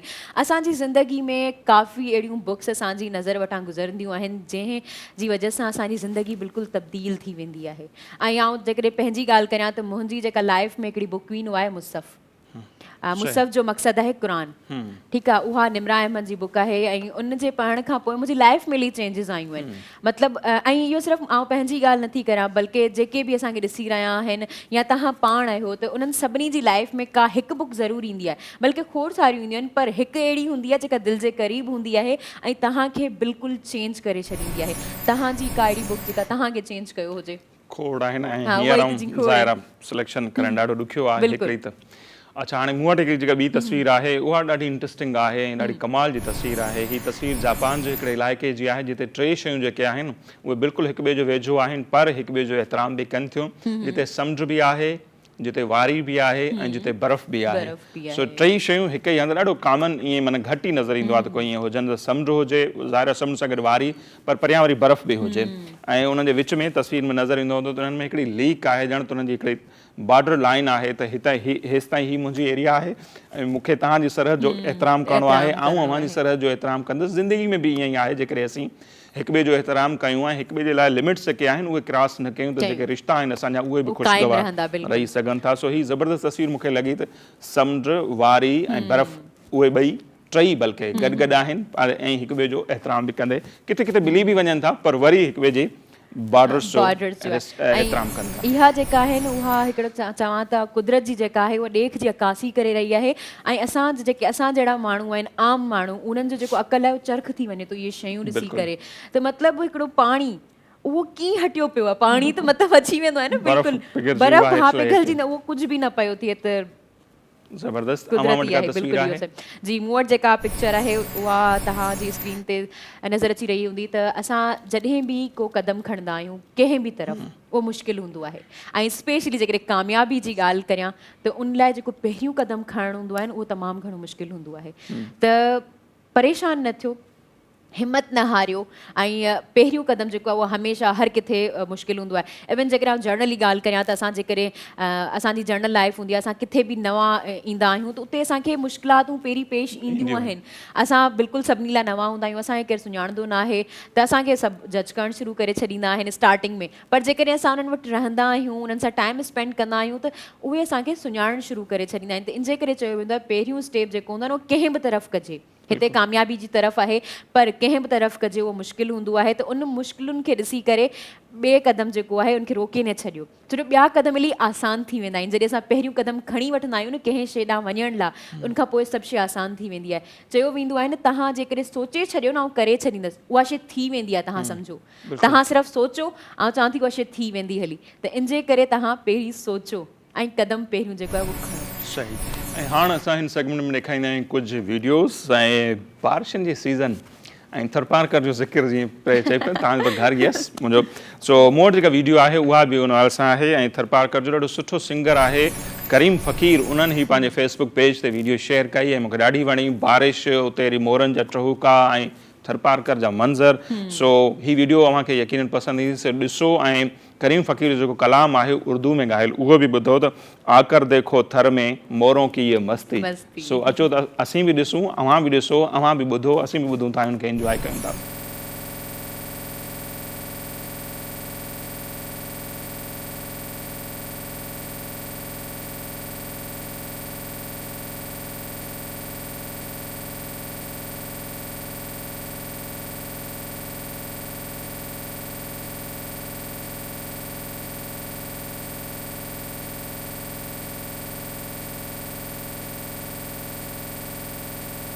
बिल्कुलु नसीर जेका मोरनि जी मस्ती आहे उन्हनि खे ॾिसंदे ई मज़ो पियो अचे ऐं केॾा क्यूट पिया लॻनि ऐं जेके मोर आहिनि न उहा हिकिड़ो असांखे ज़िंदगी जो ॾेख ॾेखारीनि था त असांजी ज़िंदगी में बि बिल्कुलु जेके मोरनि जा रंग आहिनि असांजी ज़िंदगी में बिल्कुलु उहे ई रंग आहिनि पर असांखे सुञाणण जी ज़रूरत आहे सिर्फ़ु अच्छा ॿी वीडियो जेका आहे उहा मूं वटि आहे ऐं इहा वीडियो ॾेखारींदे मूंखे खिल पई अचे लिटरली त इहो बंदो ॾिसो केॾो न सियाणो आहे तव्हांखे जेका वीडियो नज़र आहे सरदार आहे तव्हांखे जेका वीडियो नज़र अची रही आहे उनमें तव्हांखे साफ़ साफ़ नज़र अची रहियो हूंदो तूं बारिश थिए पई लेकिन हुनजी जेका छटी आहे जेका अम्ब्रेला आहे उहा लिकी पई आहे पाण वटि लिकायो पियो हले ऐं उनखां पोइ जॾहिं हू माना ख़ुश्क जॻह ते आयो आहे त उनखां पोइ खोली अथसि असां सल्यूट था करियूं बिल्कुलु हिन बंदे खे इन अकुल खे सलाम आहे बारिश में छटी खे कीअं बचाइजे ऐं अहिड़ा सियाणा असां वटि बि खोड़ आहिनि सो ॾाढी इंटरेस्टिंग वीडियो आहे त बारिश में छटी त माण्हू खे बचाईंदी आहे पर ही छटी खे बचाए थो बारिश में सो काफ़ी इंटरेस्टिंग लॻी सो सोचियो सुबुह सुबुह जो पहर आहे मिहोगी जी मौसम आहे सो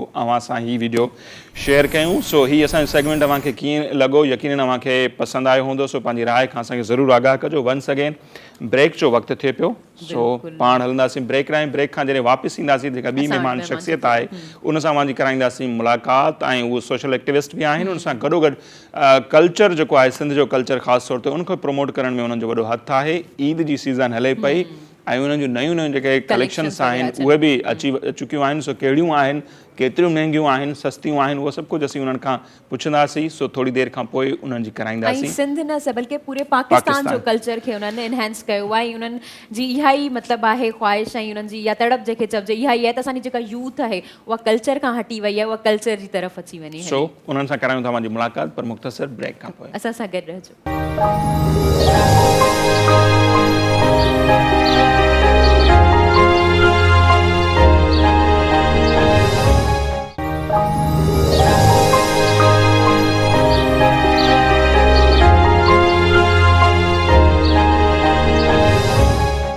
ब्रेक खां पोइ हिकु भेरो ॿीहर द मॉर्निंग ऑफ धरती में असां सभिनी खे चऊं था भली कार ऐं हिन वक़्तु जे महिमान शख़्सियत असांखे प्रोग्राम में जॉइन कयो आहे उनजो मुख़्तसिर तारुफ़ अव्हांखे कराईंदो हलां त पाण सोशल एक्टिविस्ट आहिनि औरतुनि जो इशू हुजे या ओवरऑल जेके बि समाजी इशूज़ आहिनि उन ते ॾाढो सुठो हू ॻाल्हाइनि थियूं पाकिस्तान जे हर इशू ते हा फेसबुक ते काफ़ी एक्टिव आहिनि एजुकेशन जे हवाले सां ख़ासि तौर ते उन जेका कुझु सालनि में सुञाणप ठही आहे उहा इहा आहे तो कल्चरल जेके ड्रेसिस आहिनि अव्हांखे उहे उन्हनि वटां मिलंदा ऐं उन्हनि जा फेसबुक ते पेज बि आहिनि ऐं हींअर ईद जी सीज़न बि लॻी पई आहे सो अॼु असां उन्हनि खे घुरायो आहे उनखां पुछूं था जेके कल्चरल ड्रेसिस आहिनि नई कलेक्शन उन्हनि में छा छा आई आहे ऐं जेके पहिरियां ईअं थींदो आहे न ख़ासि तौर ते वॾनि शहरनि में जेके माण्हू रहनि पिया ख़ासि तौर ते भले सिंधी फैमिलीज़ हुजनि उन्हनि में थोरो ईअं हूंदो हो त टोपी नाहे पाइणी अजरक घटि ओढ़ींदा हुआ या कल्चरल ड्रेसिस जो घटि रुझान हो त पोइ वरी जॾहिं कल्चर डे जॾहिं खां सेलिब्रेट थियो आहे त उनखां पोइ उनमें नो डाउट तमामु घणी वाध थी आहे ख़ासि तौर ते इंटरनेट आम थियण खां पोइ जेका उनमें वाध थी आहे उहा केतिरी थी आहे उहो सभु कुझु उन्हनि खां सम्झण जी कोशिशि कंदासीं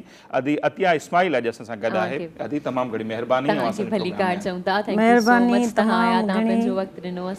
इज़त अफ़ज़ाई जी जेको तव्हां असांखे महिमान करे घुरायो आहे हिते तमामु घणी महिरबानी। अच्छा अदिया तव्हां खां पहिरियों ई सुवाल इहो पुछंदसि त तव्हां पंहिंजी लाइफ जी जर्नी जे बारे में असांखे ॿुधायो। लाइफ जी जर्नी जे लाइ त पोइ इलाही टाइम खपंदो आहे पर जेके माण्हू कुझु ॿुधणु जेको चाहींदा आहिनि उहा शइ इहा हूंदी आहे त जंहिंजे करे तव्हां मूंखे मान ॾेई हिते घुरायो आहे उहो रीज़न इहो आहे त पाइण खाइण जो शौक़ु त सभिनी खे हूंदो आहे बसि उहो पाइण वारो शौक़ु जेको आहे न सभिनी में जाॻाइण जी कोशिशि कई आहे जेका शइ ख़ौफ़ हुयो हिकिड़ो त असांजी जेका जनरेशन हूंदी उहा जेके असांजा वेस वॻा आहिनि जेके ट्रेडिशनल आहिनि असांजा सकाफ़ती असली वॻा शायदि असां आख़िरी आहियूं माण्हू जेके पाईंदासीं बसि पोइ थोरो अलाह सां ई हिमत बि ॾिनी जज़्बो त ख़ैरु शुरू खां वठी हूंदो आहे ऐं जंहिं शइ सां बर्थनि सां इन्हनि सां प्यारु हूंदो आहे त पोइ उहा शइ वरी करणु ॾाढी आसान थी वेंदी आहे इन करे उहा महबत सां मां ड्रेसिस ठाहिणु शुरू कयूं जेके भर्थ हुया असांजूं नानियूं ॾाॾियूं पाईंदियूं हुयूं उहा मां तव्हां जेतिरनि छोकिरनि खे पाराइण लाइ मजबूर कयो उन्हनि खे थोरी न्यू लुक ॾेई कमु उहो ई आहे उहो ई रिच कमु आहे पर उन्हनि खे तव्हांजी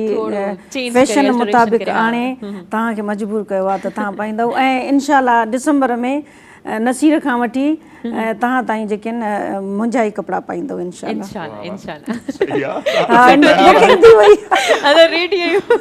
मुख़्तलिफ़ कंपनियुनि वारा असांखे ऑफर कंदा आहिनि भई रुगो असां स्क्रॉल हेठां वालड्रोब बाय फिलहाल कलेक्शन तूं कंदा आहिनि सो एडवांस में अदी बुकिंग कराए मां करे छॾी बिल्कुलु सही ज़बरदस्त पोइ इहा ई त हींअर ईद जी सीज़न पई हले सो अवां पंहिंजे पेज जे हवाले सां बि असांजे नाज़रीन खे ॿुधायो उते वञी विज़िट बि करे सघनि था ईअं अवां ॿुधाए बि सघनि था त न्यू कलेक्शन्स में छा छा आहे बसि उहो ई आहे त हाणे पहिरियां त जेको मुंहिंजो जेको पंहिंजो हुयो आइडियो इहो हुयो त माण्हू आम ड्रेसिस पाइनि हर वक़्तु पाइनि इवेंट जो इंतज़ारु न कनि ईदुनि जो न कनि इन करे उहे ड्रेसिस कैजुअल ड्रेसिस पातियूं ठाहियूं फॉर्मल ड्रेसिस ठाहियूं पर वरी उहो नसीर जीअं चयो नसीर इन करे चवां जो तव्हां तमामु नंढा आहियो ऐं इन करे मूंखे चवण जो हक़ थिए थो पियो त सोशल मीडिया वरी इन शइ खे न तमामु घणी मदद ॾिनी करोना जे करे या इन्हनि जे करे माण्हू रिज़र्व थी विया वेझी विया हिकु जाइ ते त ऑनलाइन वरी असांखे ॾाढी हथी ॾिनी इन कम खे वधीक अॻिते करण जी त हाणे वरी इहो थियो आहे त हाणे इवेंट्स में बि उहे असां ठाहियूं था पिया ईदूं हुजनि या सीज़न गर्मी जी सर्दी जी उन जे करे वरी असांखे थोरो डिफरेंट ठाहिणो थो पए पियो त माशाल्लाह हाणे उहो माण्हू जेको ॾिसे थो हुन में फेसबुक ते मुंहिंजो पेज आहे अतिया इस्माइल कलेक्शन जे नाले सां त उहे ॾिसनि था ऐं उनखां पोइ ॾाढो पसंदि कनि था ऐं उहो इहो कमु हली पए थो पियो माशाल्लाह तव्हांजी जेका ड्रेस पातल हुआ ॾाढी प्यारी तव्हांखे प्यारो कलर पियो लॻे असल में हा न जेका ॿिए कंहिंखे पाराइण लाइ न बहितरीनु तरीक़ो इहो आहे त उहा शइ अवल पाण पाइजे ॾेखारी केतिरी सुठी थी लॻे अच्छा ऐं तव्हांखां इहो पुछणु चाहींदसि जी तव्हां ॿुधायो तव्हांजो ऑनलाइन अची वियो आहे सॼो सेटअप न त तव्हां असांखे ॿुधाइजो त ऑनलाइन मार्केटिंग में तव्हांखे केतिरो फ़ाइदो मिलियो आहे जेका असांजी ट्रेडिशनल आहे असां वठी करे माना दुकान ते वञी करे वठंदा आहियूं शइ या ऑनलाइन वधीक बहितर आहे ऑनलाइन करण में न हिकु त क्वालिटी जी शइ थी ठही थी वञे छो जो टाइम थो मिली वञे असांखे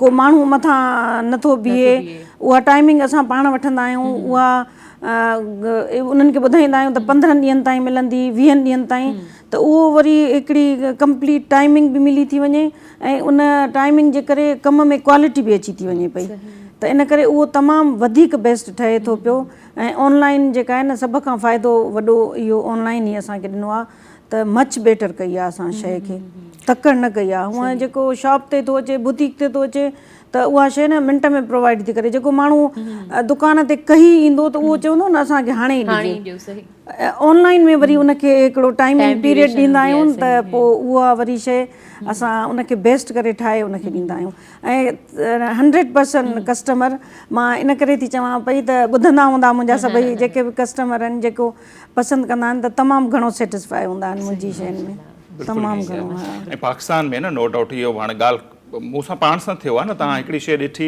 तव्हां ऑर्डर कई हो जॾहिं आई त उहा शइ ॿी हुई ऐं चवंदा आहिनि तेसि ताईं खोलियो तेसि ताईं माण्हू पर अव्हांजी नो डाउट असां बि घुरायूं आहिनि मुंहिंजी तारीफ़ कोन्हे पर नो डाउट उहो ज़बरदस्त आहे त माण्हुनि जो एतमाद वॾी शइ आहे जेसि ताईं उहो बहाल थिए सो इन सां ऑनलाइन जे करे घणनि माण्हुनि जो ट्रस्ट बि टुटो फराड थियो त पोइ उन ते इन करे असां इहो तरीक़ो वरी इहो कयो आहे त कमु त हर को माण्हू पैसे जे लाइ थो करे पियो हिकिड़ी रोज़ी थी वञे त उनखां पोइ वरी मुंहिंजे ख़्याल में इहा दिलेरी जो कमु थींदो मुंहिंजो जो मां अवल शइ पहुचाईंदी आहियां पोइ उहा पैसा पोइ ईंदा आहिनि त तव्हां अवल ॾिसो इन करे उन खां पोइ जेका शइ न मतिलबु शइ जी क्वालिटी अहिड़ी थी रखिजे न त उहो वठण वारो माण्हू मजबूर पाण ई थियो थी वञे ऐं फटाफट पोइ अकाउंट में पैसा बि अची था वञनि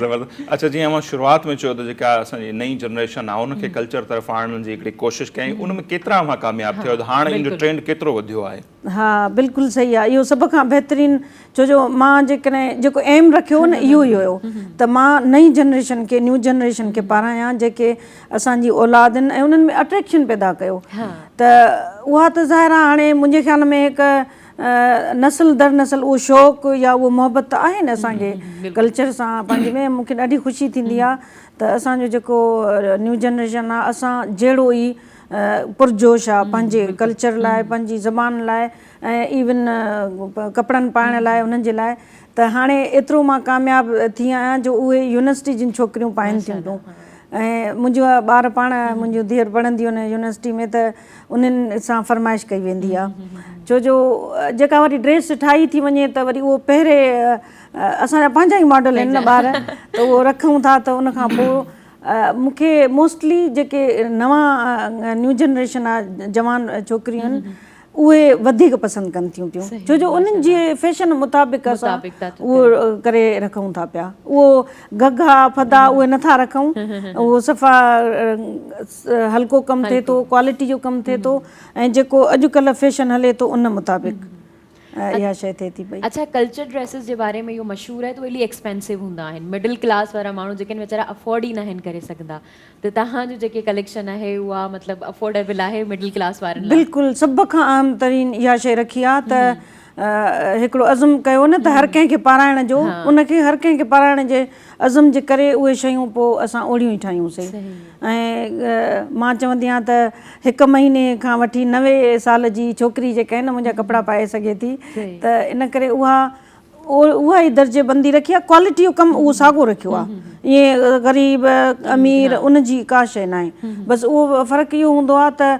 कमु हल्को हूंदो आहे हेवी हूंदो आहे त जेको जेतिरो ख़र्चु थिए थो उन ते माइनर अमाउंट रखियो थो वञे ऐं उनखां पोइ उहा शइ जेका आहे त पहुचाए थी पई त इन करे हर को शौक़ सां वठी सघे थो पाए सघे थो अफोर्ड करे सघे थो अच्छा अमां जी महांगे में महांगी जेका महांगी में महांगी ड्रेस हूंदी उहा केतिरी हूंदी ऐं सस्ते में सस्ती केतिरी हूंदी हा इहा हाणे पोइ महांगी इहा हूंदी आहे त जेका असां जूं जेके शादियूं थी थियनि न जेका उन्हनि में वनवा में पाती थी वञे निकाह में पाती थी वञे उहा वरी पोइ हेवी ट्रेडिशनल थी वञे जीअं हलिया वञूं मोहन जे दड़े में या जेकॾहिं थर ज़ाहिर हाणे सिंध जो कल्चर आहे त पोइ थर खां कराची खां वठी कश्मीर ताईं हर बर्थ उन में थो एड कयो वञे पोइ उहा हेवी ठाही थी वञे पर उहा बि लखनि में न हूंदी आहे उहा बि हज़ारनि में हूंदी आहे त इन करे बि न उहा अफोर्डेबल हूंदी आहे छो जो ठाराइण वारा बि त थोरा जेको रिच कमु जेको आहे न रिच माण्हू पोइ वठनि था पोइ असांखे मजबूर कनि था त तव्हां हे सभई शयूं जेतिरो बि ख़र्चु अचे असांखे हे ठाहे ॾियो त उहो उन में अची थो वञे पर उहो हज़ारनि हज़ारनि में रखियोसीं, लखनि में न रखियोसीं। ऑर्डर जे हिसाब सां हा ठाहींदा आहियो। ऑर्डर जे हिसाब सां। अच्छा इहे सभु कुझु तव्हां ठाराहियो किथां खां पिया माना उहे जेके ॻोठनि में वेठियूं आहिनि औरतूं उन्हनि खां पिया कमु करायो? बिल्कुलु बिल्कुलु। मुंहिंजो कमु सिर्फ़ु इहो हूंदो आहे फैब्रिक वठणु, डिज़ाइनिंग करणु ऐं दर्जी खां उहा शइ डिज़ाइनिंग करेसि। बाक़ी बर्थ जेको आहे न, जेको उन ते कमु थिए थो उहो ॻोठनि मां थो थिए।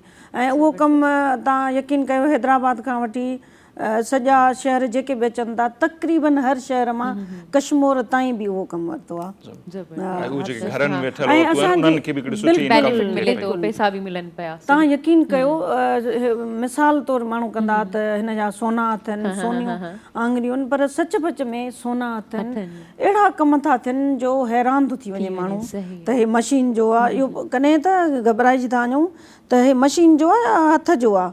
मतिलबु स्पेशली वरी थर जी ॻाल्हि कजे त उहो बि एॾो बारीक़ कमु थो थिए पियो। ऐं बिल्कुलु उएं ई आहे जीअं सोनारो सोन ठाहींदो आहे न, उहो तंद सां मिलाईंदो आहे त उहा शइ उएं थी थिए पई। हाणे जेकॾहिं उहा तंद वारी शइ या जेका तमामु घणी महिनत वारी थी वञे त पोइ लाज़मी आहे उन्हनि खे ओतिरो हक़ु मिलणु खपे। हिकु औरत हुजण जे नाते सां मां इहा कोशिशि कंदी आहियां त जेको जंहिं जेतिरी महिनत कई आहे, कारोबार न कजे, मोहबत सां उहा शइ उहा ओसि ताईं पहुचाइजे। ऐं जेकॾहिं माण्हू पाइनि था न त उहा क़ीमत वसूल थी थिए ऐं उहा ख़ूबसूरत बि लॻे थी जेकॾहिं असां महिनत सां ठारायूं था। अच्छा मूंखे ॿुधाइजो, जीअं हींअर कल्चर जे हवाले सां पंहिंजी गुफ़्तगू हले पई, त तव्हांजो जेके ड्रेसिस आहिनि उहे सिर्फ़ु सिंध जे कल्चर लाइ आहिनि या ऑल ओवर पाकिस्तान? इब्तिदा त मां हिकु सिंधी हुजण जे नाते मां सिंध मां ई कई, पर तव्हां यकीन कयो त गैर सिंधी कस्टमर मुंहिंजा घणा अथव। हा, छो जो असांजी वरी उहा सिंधी जेकॾहिं हूंदासीं न त असांजी उहा साॻी कुनी थी वेंदी आहे त छा कयो अथव, ॿ टे शीशा आहिनि, कुंदण आया अथव, इहो त हर को करे सघे थो। ऐं वाक़ई हर औरत सुघड़ ओतिरी थिए थी जेका गैर सिंधी न, उन्हनि जे लाइ ॾाढी अट्रैक्शन थी थिए। छो जो हा, तव्हां बलोचिस्तान में वञो, ऐं बल्कि बलोचिस्तान असां सिंध जो कल्चर तमामु हिकु जहिड़ो आहे। ॿियनि सूबनि में वञो त उतां जी हिकिड़ी बेसिक शइ मशहूरु हूंदी आहे। असांजी सिंध में एॾा अनेक बर्थ था भरिया वञनि, हज़ारनि जी क़िस्म में उहे न। तव्हांखे ख़बर आहे त हुरमच हुजे, शीशो हुजे, ऐं जेको हुनजो टुक हुजे, ऐं क्रॉस स्टिच हुजे, इहे शयूं हज़ारे असां वटि आहिनि। इन जे करे उहा वधीक अट्रैक्शन वारी शइ थी थिए पई। छो जो सिंध में जेको आहे न, हर ज़िले जी पंहिंजी क्वालिटी आहे। त हाणे मां ॿियनि सूबनि जो कल्चर आहे उनखे प्रमोट कयो पिया। हा बिल्कुलु, असां हाणे उहो एड करे छॾियो आहे। जॾहिं हज़ार इहो जेको 100 में जेकॾहिं 90 डिज़ाइनिंग सिंधी कल्चर जूं त 20 वरी पोइ ॿियनि जी बि हुन में एड करे उहा वधीक ख़ूबसूरत था कनि। अच्छा हिकिड़ो त जीअं मूं इंट्रो में ज़िक्र कयो कल्चर डे जॾहिं खां मल्हाइण थो, उन हिन शइ खे केतिरी हथी ॾिनी आहे? ॿियो वरी ख़ासि तौर ते करोना जॾहिं आई, माण्हू घरनि ते महदूद थी विया, ऑनलाइन शॉपिंग ते घणो फोकस थियो, त उन केतिरी हथी ॾिनी आहे हिन बिज़नेस खे? बिल्कुलु, इन्हनि जेकॾहिं कारोबार जे लिहाज़ सां ॾिसिजे त पॉज़िटिवली करोना खे पॉज़िटिवली न वठिजे, पर कम जे लिहाज़ खां न असांखे तमामु उहो ई त माण्हू रिज़र्व थी विया घरनि में, त उहो पोइ कमु हर ऐं अच्छा कमु करण वारी बि त पंहिंजे घरनि में थी वेही कनि न, त उहा शइ वाक़ई हथी ॾिनी आहे। ऐं जेको कल्चरल डे जेको आहे न, उन्हनि असांखे अमीर करे छॾियो आहे। बिल्कुलु सही था चओ। अच्छा ॿी ॻाल्हि इहा त असांजे पंहिंजे चैनल्स जेका आहिनि न, ऑटोमेटिकली असांखे प्रमोट करे छॾियो आहे। छो जो उहो जॾहिं ॾींहुं मल्हायो थो वञे, सभ खां वॾी ईद जो ॾींहुं त असांजो उहो थो थिए पियो। ऐं उन खां पोइ मुंहिंजे ख़्याल में हाणे ओवरऑल पाकिस्तान में बि हर सुबुह पंहिंजो ॾींहुं मल्हाइणु शुरू कयो आहे। बिल्कुलु, इन करे एज़ अ ट्रेडिशनल डिज़ाइनर जेका आहिनि, पोइ उन्हनि ॾींहंनि असांखे तमामु घणो कमु बि ॾिनो आहे ऐं असांखे फ़ाइदो बि मिली आहे। बिल्कुलु, मञता त बिल्कुलु मिली आहे। ब्रेक जो टाइम थी वियो आहे, उन खां पोइ ऐं सुठी ॻाल्हि इहा आहे त पाण ट्रेंड सेटर आहियूं मुख़्तलिफ़ फील्ड में, ऐं कल्चर डे में त असांखे ॾिसी करे सुठी ॻाल्हि आहे त सभु मल्हायो, ऐं असां त उन्हनि जो ख़ुशियुनि में बि, ऐं असीं जॾहिं सभु गॾिजूं था त चवंदा आहिनि हिकिड़ो ख़ूबसूरत गुलदस्तो आहे मुल्क असांजो आहे। सो ज़बरदस्त, पाण ॻाल्हियूं अञा थींदियूं खोड़ सारियूं। ब्रेक। यस, सो नाज़रीन वठूं था मुख़्तसर ब्रेक।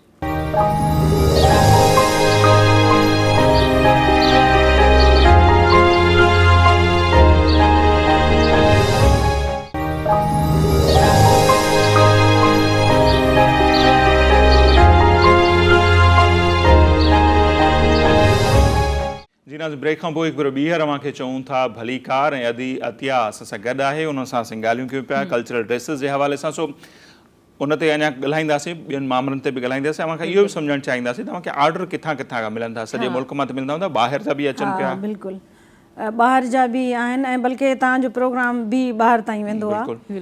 त कैनेडा में ऐं इंग्लैंड में ऐं न्यूज़ीलैंड त ख़ैर मतिलबु हिकिड़ियूं अट्रैक्शन वारा न मुल्क आहिनि जिते वरी असांजा पंहिंजा बि रहनि था, पर हिकु न्यूज़ीलैंड ऐं हिकिड़ो ऑकलैंड मतिलबु आयरलैंड, सॉरी न्यूज़ीलैंड आयरलैंड मां कस्टमर मुंहिंजा उतां ऑर्डर आया फेसबुक थ्रू, ज़ाहिर आहे सॼी दुनिया में पहुचे थो पियो।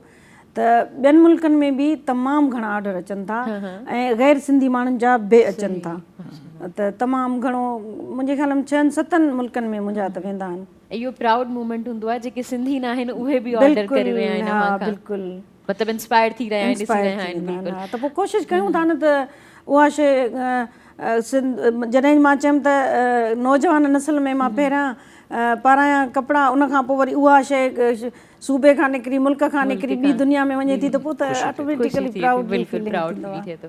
अच्छा, हाणे कल्चर खां थोरो सोशल एक्टिविटीज़ ते Yes, why not? अच्छा, आउं तव्हां खां इहो पुछंदसि जी तव्हां सोशल एक्टिविस्ट बि आहियो, त तव्हां सोशल एक्टिविटीज़ जे बारे में, पंहिंजी सोशल जेके एक्टिविटीज़ आहिनि जे बारे में कुझु ॿुधाइजो असांखे। उन में इहो आहे त सही ॻाल्हि आहे त सॼी दुनिया में ओवरऑल जेके लाहियूं चाढ़ियूं अचनि थियूं, उहा हाणे जेकॾहिं पंहिंजे मुल्क में, पंहिंजे शहर में उहे शयूं ॾिसंदासीं त किथे नाइंसाफ़ियूं थियनि थियूं, किथे ज़ुल्म थियनि था, किथे थिए थी, त उहो उनजे लाइ चवंदा आहिनि सभ खां वॾो ज़ालिम माण्हू उहा जेको ज़ुल्म थींदे ॾिसे ऐं अखियूं बंदि करे। त उहा हिकिड़ी इंसानियत में अची थी वञे त हिकिड़ो असां जेकॾहिं हिकिड़ो कंप्लीट जेका अशरफुल मखलूक़ात चवरायूं ऐं उहा शइ पंहिंजे अखियुनि सां ॾिसूं ऐं उहा कन टार करे लंघिया वञूं, इहा तमामु बुरी ॻाल्हि हूंदी आहे। ऐं स्पेशली मां ज़ाहिर आहे पंहिंजी औरत हुजण जे नाले औरतुनि जी ॻाल्हि थी कयां पई।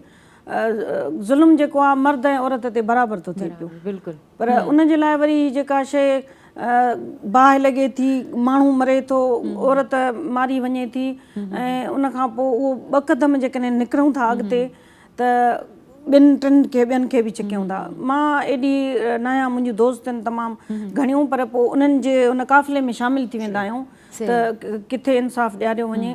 उतराए इलाइक़े में सिंध में औरत सां तमामु घणो ज़ुल्म थो थिए पियो।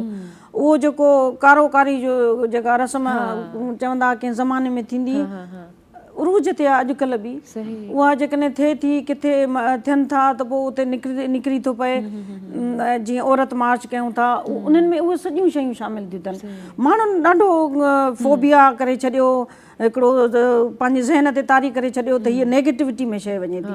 हिकु औरत जेकॾहिं घर वेठे ॻाल्हाए थी या घर वेठे तव्हां उन्हनि जे मफ़ादनि जे लाइ ॻाल्हायो था त चवनि था इन्हनि खे कहिड़ो अहसासु थींदो ड्राइंग रूम में वेही ऐं उतां थियूं फ़ैसिला कनि। उहा औरत जॾहिं वरी रोडनि ते थी निकिरे तॾहिं बि उहो ॿुधूं था त तव्हां रोडनि ते निकिरी आहियो, इहा तव्हांजी इज़त ई न आहे। अच्छा, क्रिटिसाइज़ करण वारियूं औरतूं बि वधीक आहिनि, पर उहे तव्हां यकीन कयो उहे इशू असां गॾु खणी, जीअं नसीर अदा चयो त SLF लाइ केॾी हिननि खे बजट करणी पवे, त असांजूं जेके आहिनि, जेके असली जिन खे असां लीडर चऊं था, एक्टिविस्ट आहिनि, उहे बि ओतिरी कनि था। उहे केस मेड़ियूं था पिया, जेको औरतुनि सां थिए थो पियो, लाड़काने में थिए थो, सखर में थिए थो, उन्हनि खे वठी था, जेके विक्टिम्स आहिनि उन्हनि खे वठी था अचूं पिया। उहो उन्हीअ में असांजे काफ़िले में शामिलु हूंदियूं आहिनि, उन्हनि जे लाइ हक़नि जे लाइ। ज़ाहिर आहे पोइ हाणे इंसाफ़ मिले थो, इंसाफ़ नथो मिले, सची ॻाल्हि इहा आहे। त पर जेकॾहिं 20 मां कंहिं ॿिनि खे बि मिले थो न, त उहा बि असां कामयाबी था सम्झूं, त घटि में घटि ॿिनि खे त कुझु उहे केस प्रोफाइल थियनि ई नथा पिया। उहे इलाही त शयूं जेके आहिनि उहे त मिटीअ में मिली थी वञनि, के जेके रिकॉर्ड ते अचनि थियूं पियूं, पोइ उहा उन्हनि जे लाइ निकिरी थो पए, त उन्हनि जे लाइ पोइ एहतिजाज करिणो थो पवे। सही। अच्छा, अदी जेका मेंटेलिटी ॾिसूं था असीं पाण, मूंखे ईअं घणा माण्हू चवंदा आहिनि, मूंखे इन ते प्राउड फील थींदो आहे त तव्हां औरतुनि जा वकील घणा हूंदा आहियो टीवी ते न, फेमिनिस्ट आहियो, त यस मूंखे प्राउड आहे त हुजणु खपे। ताज़ो केस पियो हले मलाला जो, त हुनजी किताब में तस्वीर आई आहे, जेके पाकिस्तान जी मशहूरु शख़्सियतुनि उहो किताब पंजाब हुकूमत ज़ब्त कराए छॾिया, किताबनि तां खणाए छॾिया। त हीअ जेका मेंटेलिटी आहे, 2014 में मलाला जो किताब हो, आई मलाला पिशार यूनिवर्सिटी में उनजी रोनमाई ते बैन लॻो त ही जेका मेंटली दुनिया मलाला खे ॾिसो मान ॾिए पई, नोबेल प्राइज़ उन्हनि खे ॾिनो, यूनाइटेड नेशन तरफ़ां मलाला जी सालगिरह खे सॼी दुनिया में मल्हायो थो वञे नियाणियुनि जी तालीम लाइ। दुनिया उन ते भरोसो करे अरबें डॉलर उनखे ॾिए थी जेके नियाणियुनि जी तालीम ते ख़र्च पिया थियनि। पंहिंजे मुल्क में उन सां रवैयो इहो आहे त निसाबी किताब में असां उनजी तस्वीर बर्दाश्त न कंदी। ही मेंटेलिटी कीअं था ॾिसो?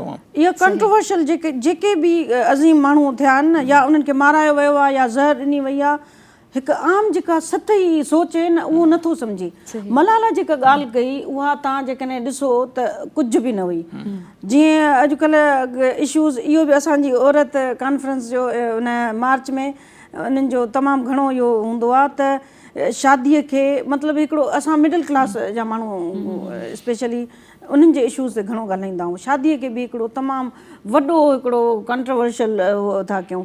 मलाला इहो चयो त जेकॾहिं तव्हांखे एॾियूं अचनि थियूं मुसीबतूं शादीअ में त तव्हां कयो ई न शादी। पर हिननि वरी उहो चयो त न इहो दरअसल रिलेशन रखण जो नओं तरीक़ो आहे। ऐं उहा फेमिनिस्ट माना आम सोच जे माण्हुनि जे लाइ न वॾा ख़राबु माण्हू आहिनि। मर्दनि जे लाइ त वधीक ॿुधो थो वञे पियो त इहा सतही सोच सम्झ जी ग़लती आहे। ऐं ॾिसो जेका पंहिंजे मुल्क जी एॾो नालो थी करे पई उनखे तव्हां सॼी दुनिया उनखे वाह वाह थी करे, तव्हां पाण उनखे इग्नोर, ऐं उहो बि ग़लति तव्हांजी सोच जे करे। ताज़ो या जेको वज़ीर आज़म बयान ॾिनो त औरतुनि सां रेप इन करे केसिस वधनि था उन ड्रेसिस जे करे, त ही मेंटेलिटी जेका आहे इन लाइ न बसि पोइ हिकिड़ो तव्हां अलॻि प्रोग्राम रखो उन जे लाइ वरी तमामु घणो ॻाल्हाइणो पवंदो, नॉन स्टॉप ॻाल्हाइणो पवंदो। अच्छा, उनखे ख़त्म कीअं थो करे सघे? हां, ख़त्म कीअं थो करे सघे? इन ख़त्म करण जी सोच में ई उहे असां निकिरूं था। छो जो असां ते त वार घणा था थियनि न, औरत ते घणा वार था थियनि पिया, ऐं वार करण वारा मर्द घणा आहिनि। इन करे वरी पोइ फेमिनिस्ट जेकॾहिं मर्द बि आहिनि त उन्हनि खे असां तमामु सल्यूट कंदा आहियूं। बाक़ी हिकु आम रखंदड़ मर्द जी इहा सोच आहे जेको असांजो वज़ीर आज़म बि इहो करे थो पियो। त पोइ वरी उहा ई ॻाल्हि आहे त हर कंहिं वटि सां तव्हां वटि बि आहिनि त पोइ मदरसनि में छो थो थिए पियो इहो सॼो कुझु, या जेके ॿारनि सां छो थो थिए पियो?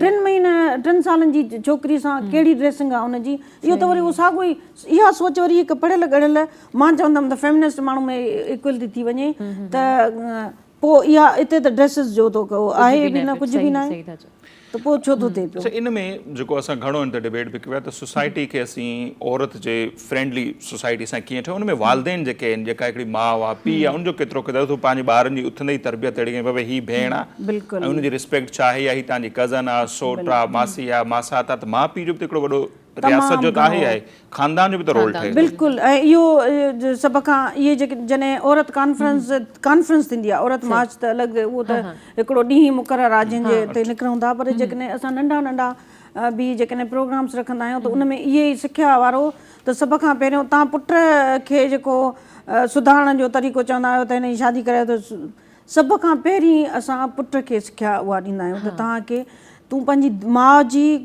भेण जी इज़त कई, तूं सॼी दुनिया जी इज़त कई, ऐं तुंहिंजी पंहिंजी इज़त उन खां वधीक थी वेंदी। त पहिरियों बिल्कुलु मां सभिनी वालदेन खे इहो चवंदमि त तव्हां पंहिंजे ॿारनि खे ख़ासि सिखिया ॾियो त हिकिड़ी जेका औरत जी इज़त थी वेंदी आहे न त उहा घर मां शुरूआति थींदी आहे। बिल्कुलु। इहो ॿी औरत सां तव्हां ज़ुल्म करे अचो, पर जेकॾहिं को तव्हांखे ॻाल्हि ॾिए त तुंहिंजी भेण सां थिए त पोइ वॾी जोश अची वेंदो आहे।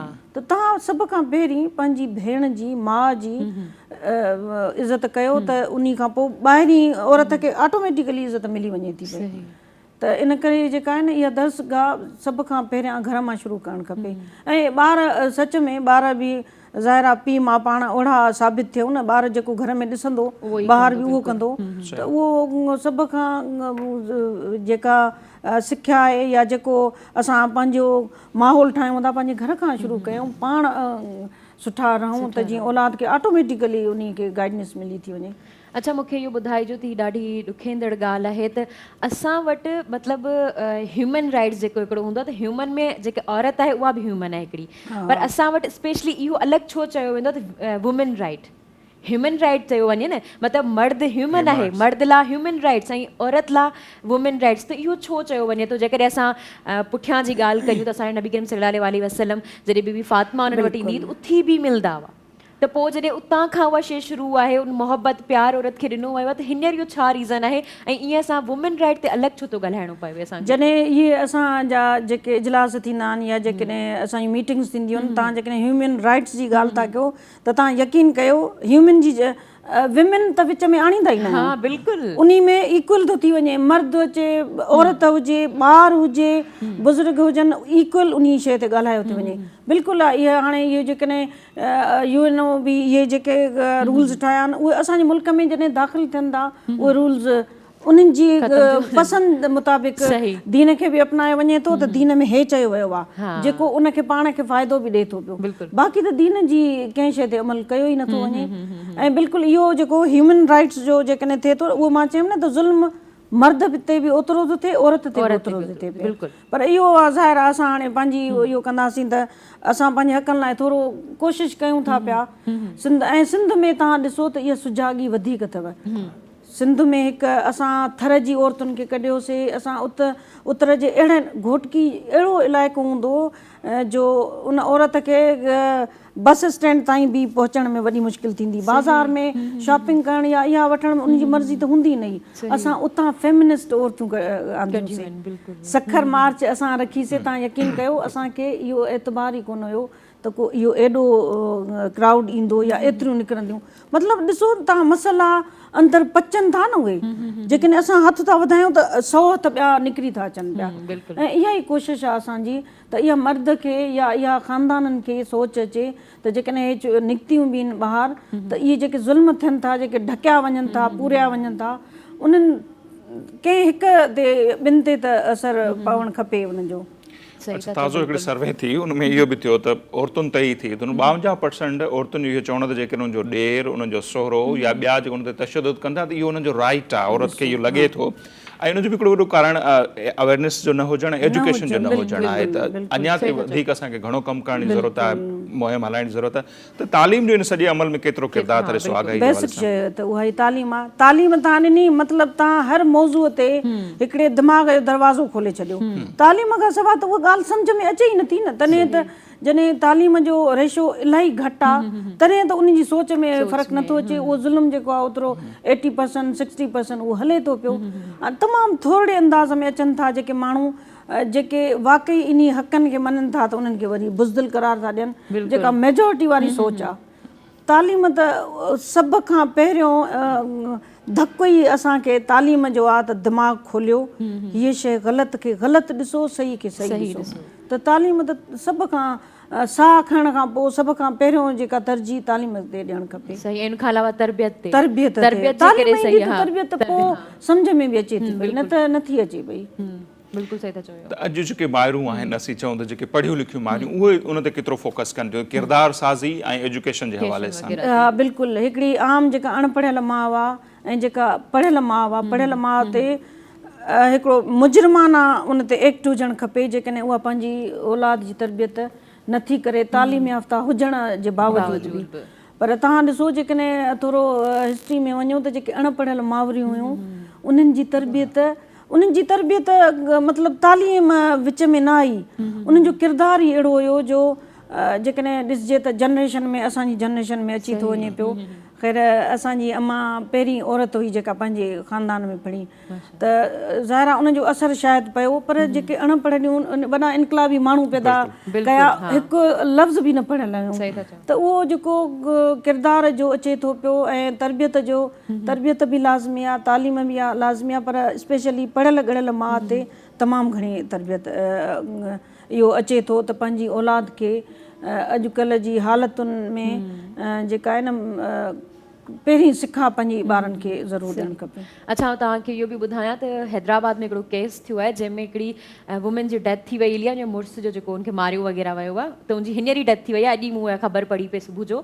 त इहा ई असांजी औरतुनि खे इहो सेखारियो वेंदो आहे त तूं पंहिंजे घर मां, पंहिंजे मुड़ुस जे घर मां तेसि ताईं न निकिरंदे जेसि ताईं तुंहिंजो जनाज़ो न निकिरे। ऐं इहा इलाही अजीब सोच आहे। असांखे पंहिंजी धीअनि खे इहो ज़रूरु सेखारणु घुरिजे त माना तो ते अगरि तशदुद थिए पियो तूं ॿुधाए असांखे, हू बि इंसानु आहे हिकिड़ो। पर असांजे मुआशरे में इहो ई सेखारियो इहे सभु इश्यूज़ आहिनि जेके असां औरतुनि में अचे कयूं था। मुंहिंजी दोस्त आहे डॉक्टर आयशा धारे जो तमामु वॾी लीडर सां असां हुनखे चऊं छो जो अॻियां उन असांखे तमामु घणो त जून जुलाई में 90 औरतूं मारियूं वयूं आहिनि सिंध में कारोकारी में मतिलबु मर्द बि आहिनि उन्हनि में 60% 60 माण्हू मर्द मारिया विया 90 औरतूं मारिया वयूं आहिनि जून जुलाई में त इहा ई त सोच आहे न त तव्हां जेको आहे न मरण ताईं उन घर मां न निकिरजो इन करे उन मर्द खे पक थी थिए त हीअ जेसि ताईं मारींदुमि न तेसि ताईं हीअ जान न छॾींदी मतिलबु इशूज़ थियनि था न कंहिं ॻाल्हि ते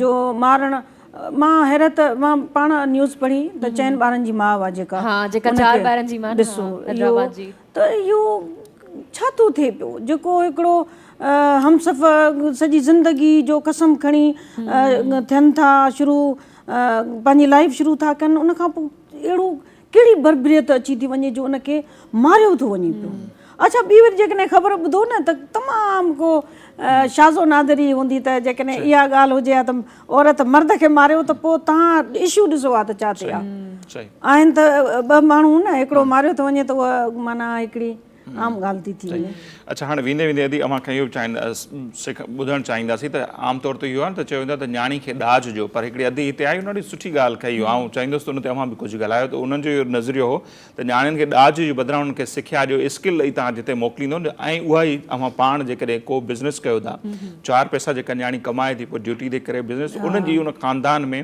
सोरेजन में पंहिंजे खानदान में केॾी हिकिड़ी रिस्पेक्ट थिए थी त असांखे हाणे इन ते बि सोचणो पवंदो त न्याणियुनि खे बि स्किल ॾियूं ऐं न्याणीअ खे सिर्फ़ु इहो सबक़ु न ॾियूं त घरदारी में एक्सपर्ट थी जीअं उते तुंहिंजो नालो घटि न थिए ऐं इज़तमान त ज़ाहिर आहे हाणे वॾनि खे तमामु ज़रूरी आहे ॾियणु पर धीअ खे स्पेशली पुट त अॻिते हली उहो त ज़ाहिर आहे कंहिं न कंहिं फील्ड में थी था वञनि पर धीअ खे पंहिंजे पेरनि ते बीहारे ऐं मज़बूत करे त जीअं तूं जेकॾहिं अॻिला माण्हू जिन जे घर में वञे थी त तूं उनजो हिकिड़ो हिसो हुजे पंहिंजी लाइफ जो ऐं पंहिंजी लाइफ जा फ़ैसिला करण जो हक़ बि तोखे एतिरी मज़बूत हुजे तूं वाक़ई इहो ॾाज ॾियणु इहो जेको आहे या त उनखे एतिरी तरबियत ॾिजे या एतिरी पंहिंजे पेरनि ते बीठल हुजे जो उहो पंहिंजे घर खे वञी पाण ठाहे त इहो त सभ खां वॾो ॾाज थियो न त इन करे धीअ खे तमामु घणी जेका स्ट्रेंथ ॾिजे जंहिंमें हूअ पंहिंजे पेरनि ते बीठल हुजे पंहिंजी मज़बूत हुजे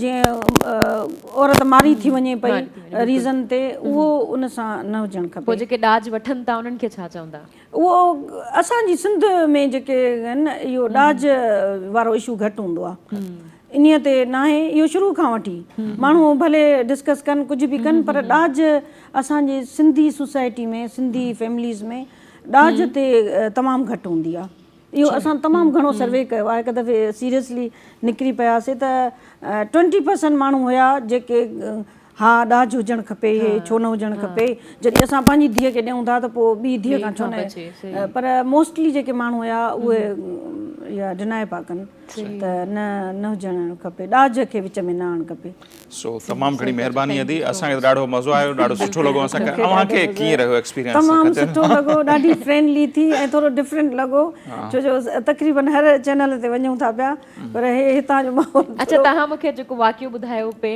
रूम में उहो ॿुधाइजो जेको तव्हांजी विंडो मां जेको तव्हांखे नज़र अचे थो हा बिल्कुलु हे जेको तव्हां मुंहिंजा सभई जेके मुंहिंजी दोस्त आहिनि ऐं उहे बि गवाही ॾींदियूं त हे मुंहिंजे घर जे विंडो मां तस्वीर निकितल आहे ऐं मुंहिंजे घर खे न हिकिड़ी पिकनिक पॉइंट ते बि कयो वेंदो आहे मथे 9th फ्लोर ते आहे ऐं गैलरी में वञो न त साध बेलो सफ़ा मुंहिंजी अखियुनि जे अॻियां सतनि जो आस्थान बि सफ़ा साम्हूं ऐं हीअ पुल बि जेका आहिनि सफ़ा मुंहिंजे साम्हूं आहे अच्छा हे एॾी हसीन शइ अथव जॾहिं स्पेशली जॾहिं बारिश थींदी आहे त बारिश वसण महिल बि हिन जो मंज़र ॿियो हूंदो आहे मंझंदि जो वरी जेका हिन जी रोशनी पवंदी आहे त हिन जो कलर वरी ॿियो थी वेंदो आहे वरी शाम जॾहिं थींदी आहे सुरमई त हिन हीअ सफ़ा ग्रे कलर जी थी वेंदी आहे ईअं नज़र ईंदो आहे त इहे ख़ूबियूं जेके न ॾिसणियूं आहिनि त तव्हांखे सखर में ज़रूरु अचनि तव्हां सखर न ॾिठो त कुझु न ॾिठो सखर जेको आहे न सिंध जी विच ते धड़कंदड़ दिलि अथव छो जो सखर मां दरिया सिंधू दरिया थो निकिरे पियो ऐं उहे मंज़र त पोइ तव्हां न ॾिठो त कुझु बि न ॾिठो। इंशाल्लाह सो ज़रूर हाणे तव्हां में वधीक उत्साह पैदा थियो। तमामु घणी महिरबानी अदी अवां असांखे टाइम ॾिनो। सभिनी जी। सो नाज़रीन, असांजो जेको अॼु जो प्रोग्राम आहे अव्हांखे कीअं लॻो सो पंहिंजे फीडबैक खां असांखे ज़रूरु आगाह कजो। हिते असीं अव्हां खां मोकिलाईंदासीं। इंशाल्लाह हयाती रही त सुभाणे हिकु भेरो ॿीहर अव्हांजी ख़िदमत में हाज़िर थींदासीं। तेसिताईं असांखे ॾींदा इजाज़त। अल्लाह ने के बाद।